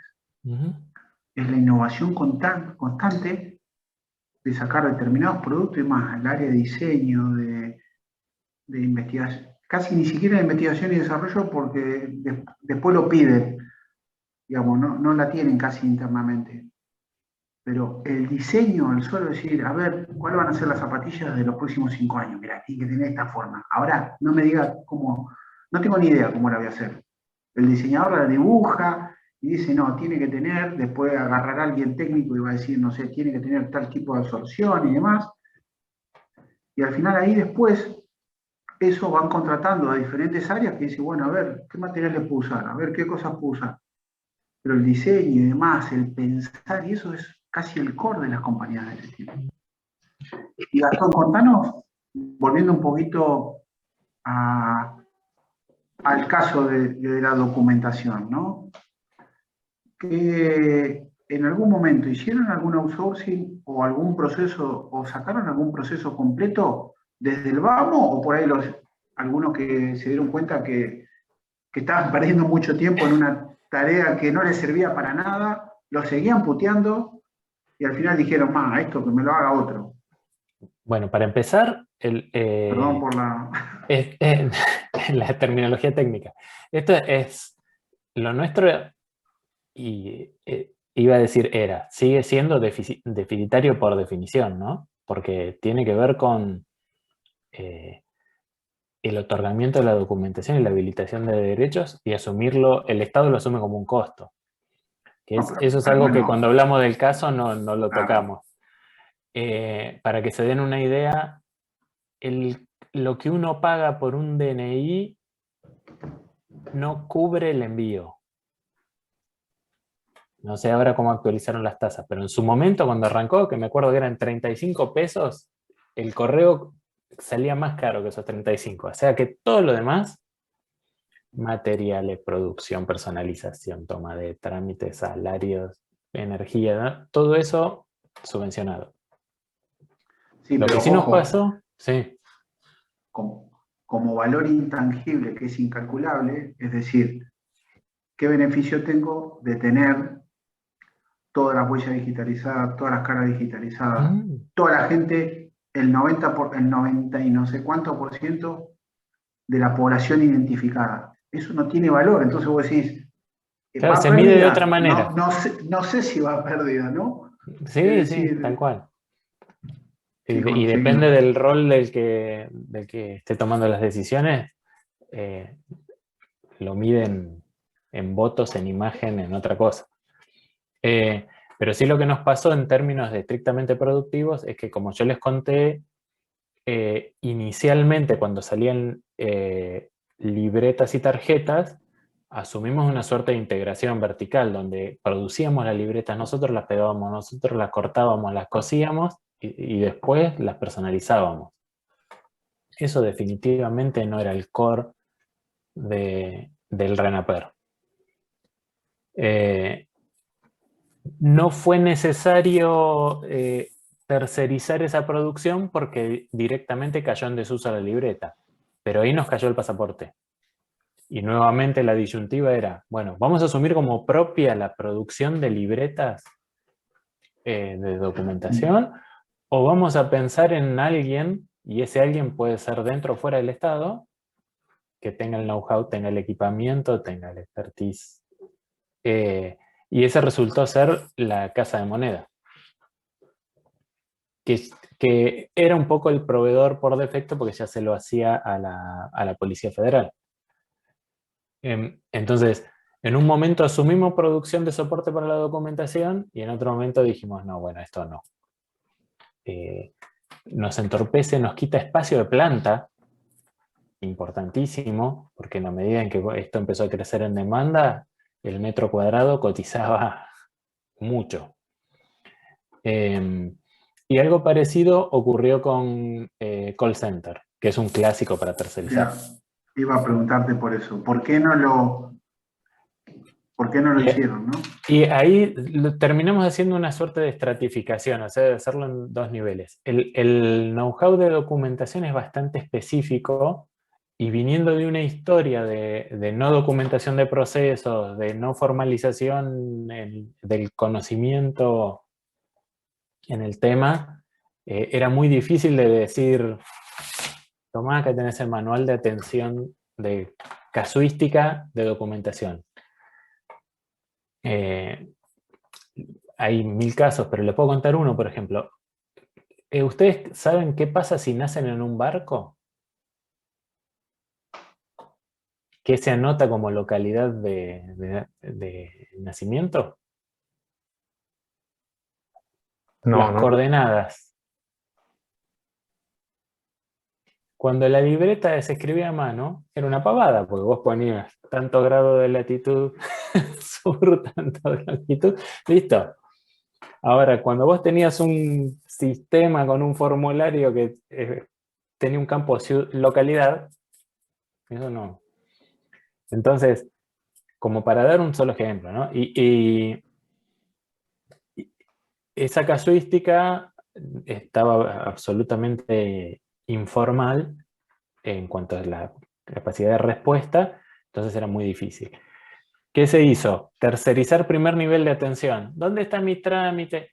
Bueno, y separar call centers. Una cosa era, que ese fue un error inicial, atender a la población, y otra cosa atender a las oficinas que estaban tomando trámites en todo el país. Inicialmente era todo un solo compacto de tramas y atender.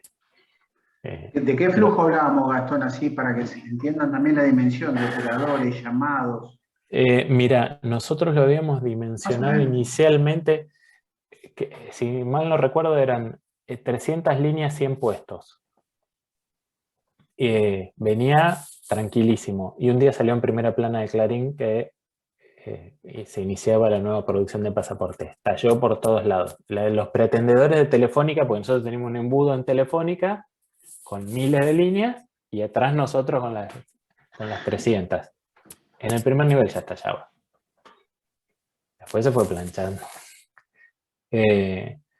Pero sí, también es un poco el efecto como, no sé, el subte en una gran ciudad al mediodía o en la hora pico. Vos sabés que vas a viajar así y que sabés que vas a perder llamadas, pero por lo menos queríamos saber de dónde las perdíamos y tratar de establecer alguna forma de contención de todo eso.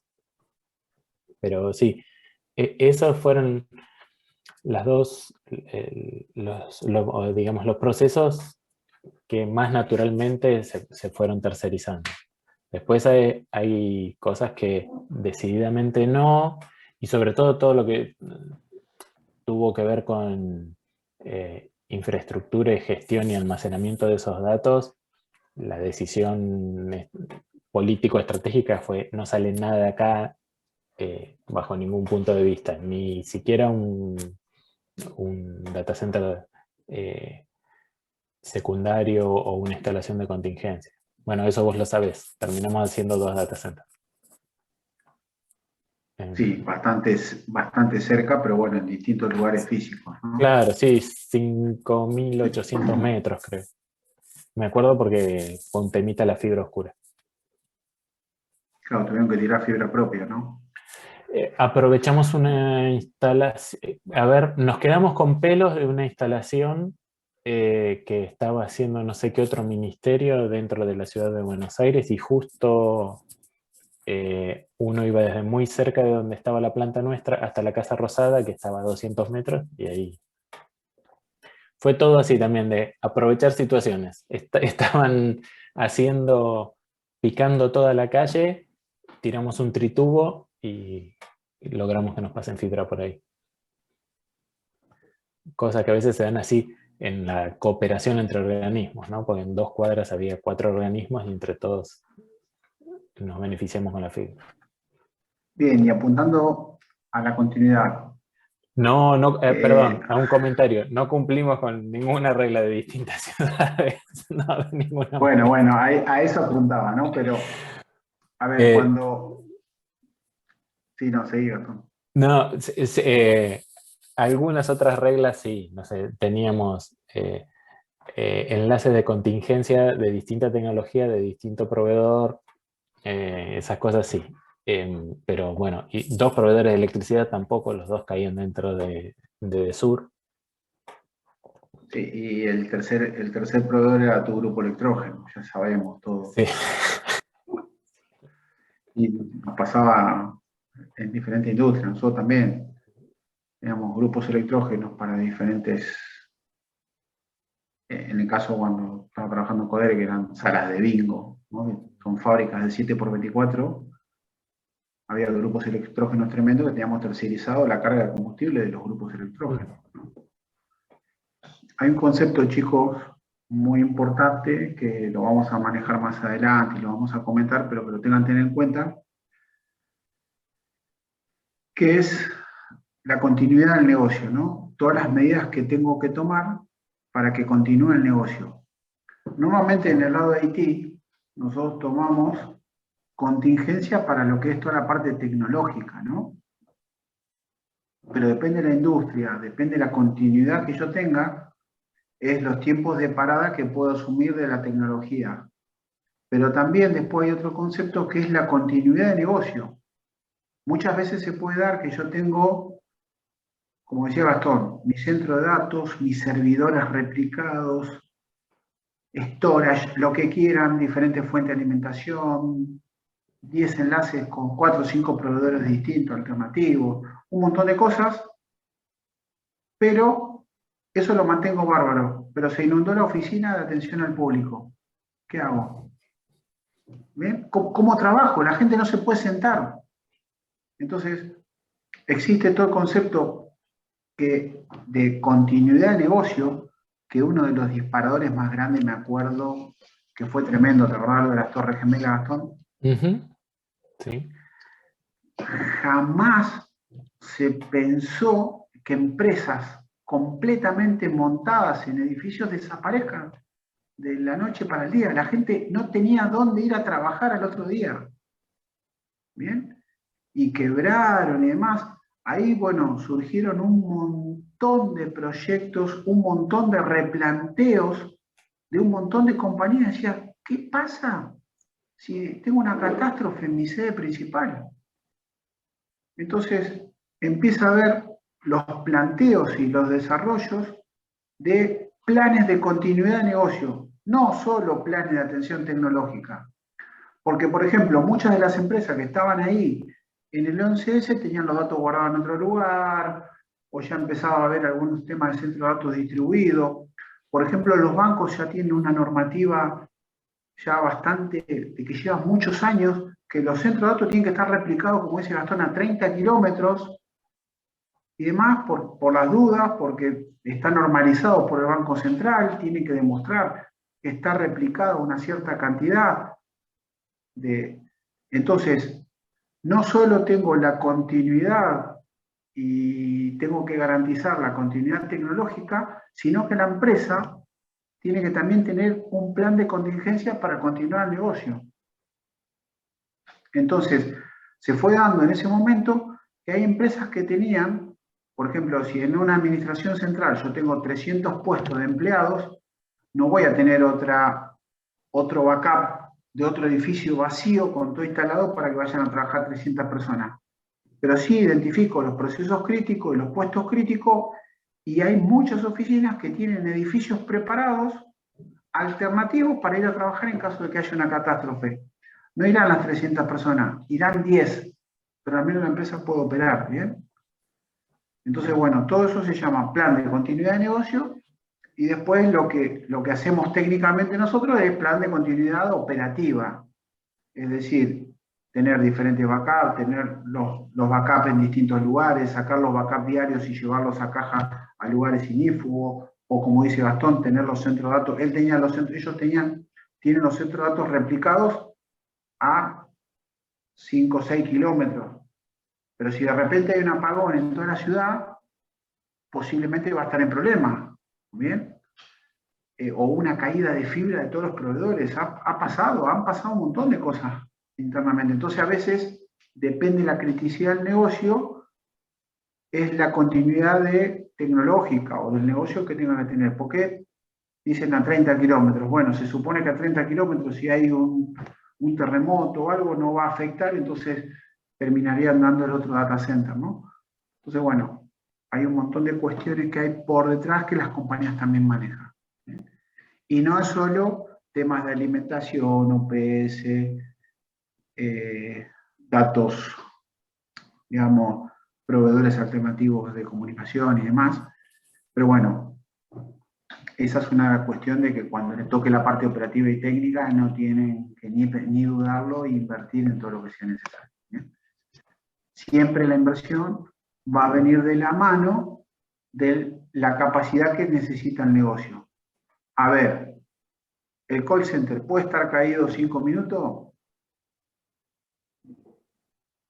por día? Sí, no, si realmente no me llaman se prende fuego y se me van, cada vez que no atiendo a 100 clientes y tengo una incidencia grande, se me borran 1000 clientes. Por ejemplo, Cablevisión, cualquiera tiene, Movistar, personal, tiene 4 millones de clientes. Bien, imagínense si ustedes llaman y no los atienden. Y llaman otra vez y no los atienden. No tienen servicio, o se les caen los sistemas o algo. Entonces, bueno, depende de la continuidad del servicio que quieran hacer, es el acuerdo a nivel de servicio. Y se acuerdan cuando decíamos, yo contrato un servicio que tiene 99,9% de disponibilidad mensual. Bueno, el 1% de indisponibilidad mensual son X cantidad de horas. ¿Qué pasa si las tengo? No las puedo asumir. Bueno, necesito 99,99. Y pero para el 99,99 yo tengo que poner 3 enlaces, tengo que contratar uno satelital, lo que sea, ya me va a costar mucho más ese servicio. Va a llegar un momento que dice, bueno, sí, si estoy 5 minutos sin servicio no me importa. Porque si no tengo que pagar fortunas para que eso funcione, ¿no?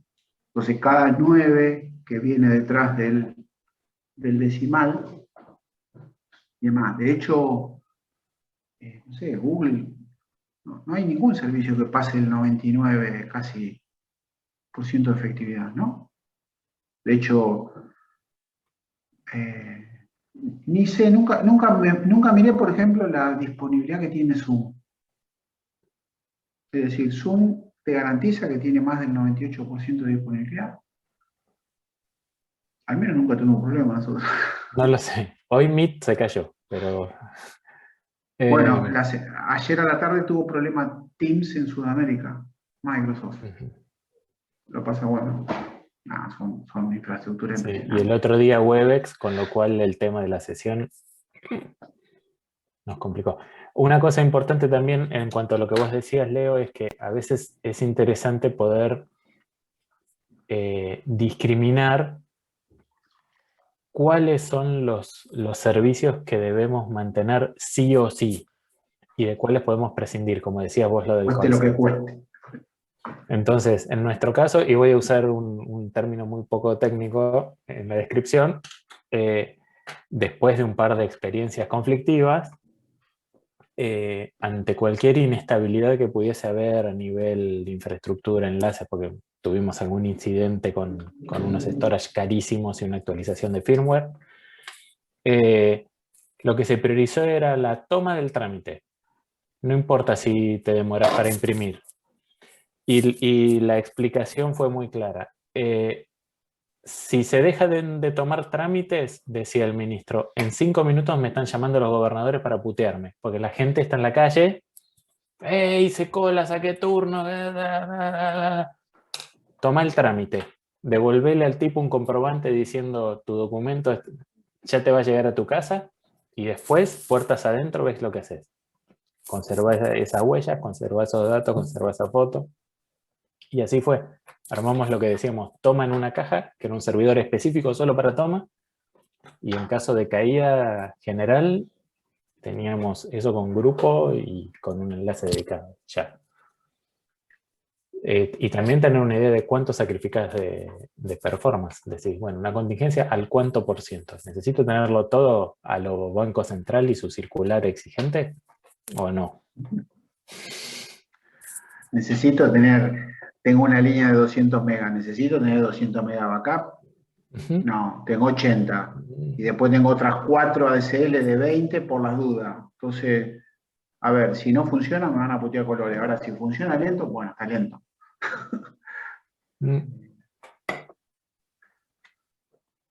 Digamos, eso es la continuidad de servicio y bueno, y cuando le toque también una responsabilidad, el correo no vale nada, pero cuando no anda, lo va a llamar el director general. O cuando no anda un sistema de conferencia, o cuando hagan esto. Ahora, ¿anda todo bien? Listo, es como la luz.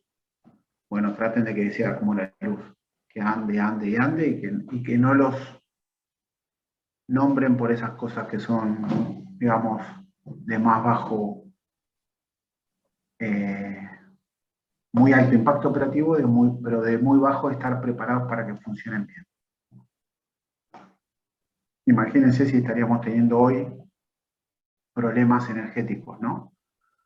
Fíjense que Argentina es un país que tiene muy baja inversión en toda la parte de infraestructura eléctrica, pero el servicio, digamos, estamos conectados, digamos, no es hiper ineficiente, digamos. Pero bueno, es una industria que lleva 200 años. ¿Bien?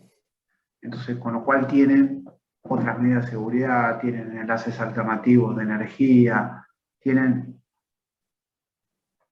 Y también, cuando ustedes contratan un servicio energético, si necesitan tener una garantía de electricidad, es posible o que tomen una decisión y se ponen al lado de una central eléctrica, que muchas veces pasa, alguien va al lado del proveedor de máxima dependencia. ¿Bien? Es decir, los grandes, por ejemplo, los grandes centros de datos, todo eso donde se ponen, y mirá, al lado de una central hidroeléctrica, porque voy a tener tanto consumo, y que si yo necesito que la compañía eléctrica me lleve ese consumo a donde yo estoy, me conviene a mí poner la fábrica al lado del distribuidor. ¿Bien? Muchas veces pasan un montón de cosas de esas. Bien. Bueno, y generalmente, como hablábamos, ¿no? Todo esto que contaba Gastón, todas estas experiencias, se tratan de concentrarse en lo esencial, como decía Gastón, que la gente se lleve, digamos, el papelito, que le llegue el documento en el tiempo que se lo prometieron y demás, porque imagínense si ellos tenían que distribuir los DNI, es decir, no, contrataron el servicio de un correo privado o de un correo público, no importa, pero el delivery de eso ya lo hacía un tercero, que encima los puedo penalizar, me va a cobrar, si no me lo entregan 24 horas lo puedo multar, lo puedo dejar, puedo elegir a otro. ¿Bien?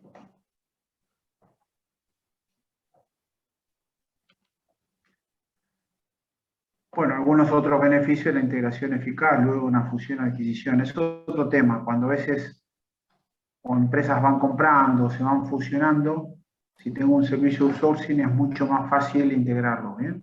Es decir, si yo estoy procesando la factura de esta forma, si compro otra compañía, chao, lo mando y listo. Si esta otra compañía procesa 1000 facturas más por día, me doy vuelta y le digo, ¿me estás procesando 1000 facturas? ¿Podés procesarme 2000?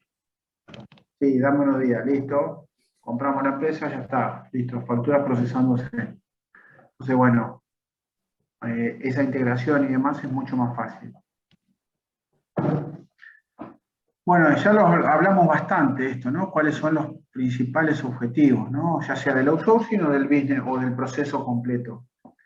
Focalizarse, esto es una encuesta de Gartner, que es del año 2018, basando en centros de servicios, outsourcing, BPO, bueno, todas las alternativas que hay de sacar ciertas tareas o ciertos trabajos afuera. Un tema principal siempre que hablamos de outsourcing, en la modalidad que sea. Nunca se outsourcea la responsabilidad. La responsabilidad como máximo responsable es mía. Yo contrato un tercero porque entiendo que lo va a hacer mejor que si lo hacía interno, pero la responsabilidad sigue siendo mía. ¿Bien? Caso de correo electrónico. Yo tengo contratado a Microsoft para manejar toda la plataforma de correo electrónico. Ahora en la empresa nadie sabe que el correo electrónico lo maneja Microsoft. ¿Por qué lo hago yo? Porque es más barato, me es más fácil, me da 99,9% de funcionamiento, tengo todas las herramientas de control, de gestión, de pago exactamente, pago 1,90 centavos de dólar por cada cuenta de este tipo de calidad. Yo sé que todo eso lo tengo así, pero la empresa no sabe que por detrás quién está. La responsabilidad que funcione es mía, no es de Microsoft. Yo no me puedo dar vuelta, no anda el correo electrónico, échale la culpa a Microsoft. A la segunda vez que digo eso, chao, no existo más. Los responsables hablan con Microsoft. Estoy en el medio, ¿no? Bien, después está otro de los objetivos que tengo de outsourcing, también es otra de las principales razones, es de la reducción de costos. Fíjense lo que ha revelado esta encuesta, que lo que yo le venía diciendo también, les comenté, que no es el principal foco reducir el costo. Es decir, puede ser que me salga más caro, pero me pongo foco en la actividad principal. Lo principal es, me saco el problema de encima, pago, posiblemente me salga un poquito más caro, pero mi foco está en mi negocio. Me preocupo, pongo toda la energía en mi actividad principal. Todo lo que está que no me aporta mucho, pero tiene que funcionar, me va a permitir dar un buen servicio, lo hace un tercero. Recién aparece el costo como una segunda alternativa. Y después ya en otro nivel, ya fíjense que es el 50%, es listo, mejorar la calidad, lograr una alta productividad y asegurar el negocio. O sea, son temas menores.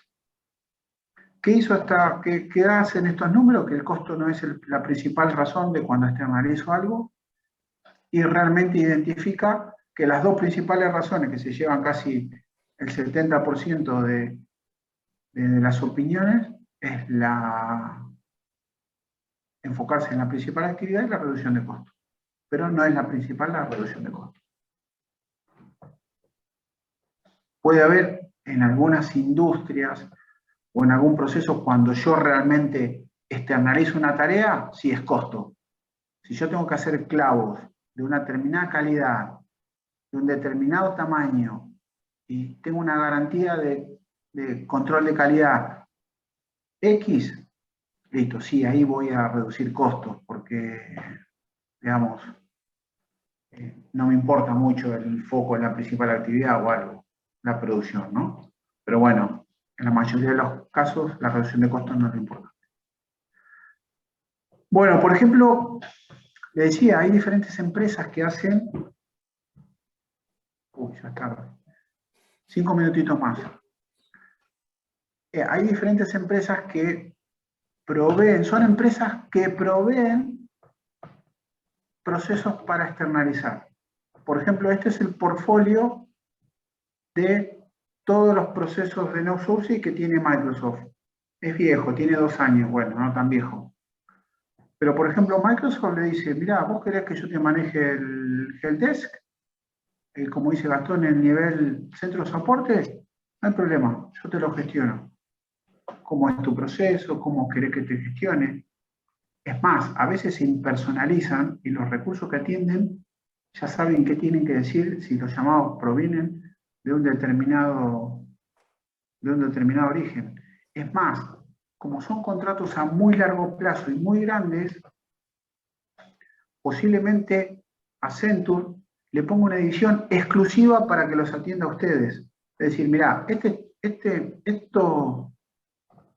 call center, este centro de soporte, va a ser exclusivo para todos tus clientes. Yo no voy a compartir estos recursos con llamados de otros clientes. Porque tu negocio es particular, todo eso, listo. Yo te voy a poner el centro de soporte exclusivo para ustedes. Bueno, y fíjense todos los procesos que se pueden llegar a contratar. ¿Bien? Proceso de las transacciones, bueno, el mantenimiento de los datos de mantenimiento, el reporte financiero. A veces es tan complejo hacer un reporte financiero dentro de las compañías, ¿bien? Hacer un manejo todo de impuestos completos. ¿Bien? Fíjense que esto es todo lo que es cobro, gestión de cobro, manejos de órdenes, manejos de contrato. Por ejemplo, a veces manejar los contratos es hiper complejo en la compañía. Nosotros ahora tenemos que hacer 4 o 5 obras, que incluye tendidos de enlaces, inalámbricos, torres de 60 metros, equipamiento. Hay que hacer 10 o 15 contratos. Yo me doy vuelta, tenemos un equipo legal, pero si ese equipo legal no daría abasto, porque la empresa está haciendo 10 o 15 o 20 o 30 proyectos, se tiene que dar vuelta a otro lugar y decirle, che, Tomás, mirá, te doy todos estos contratos, o dame los contratos que tengo que hacerle firmar a todos mis proveedores. empieza a haber todo un tema de, y para mí, contrato, y todo eso es chino. Pero ¿qué pasa? Lo tengo que tener porque si tengo un problema en la ejecución de la obra o no puedo pagar y demás, tengo que tener un contrato por cada una. Bueno, este es un catálogo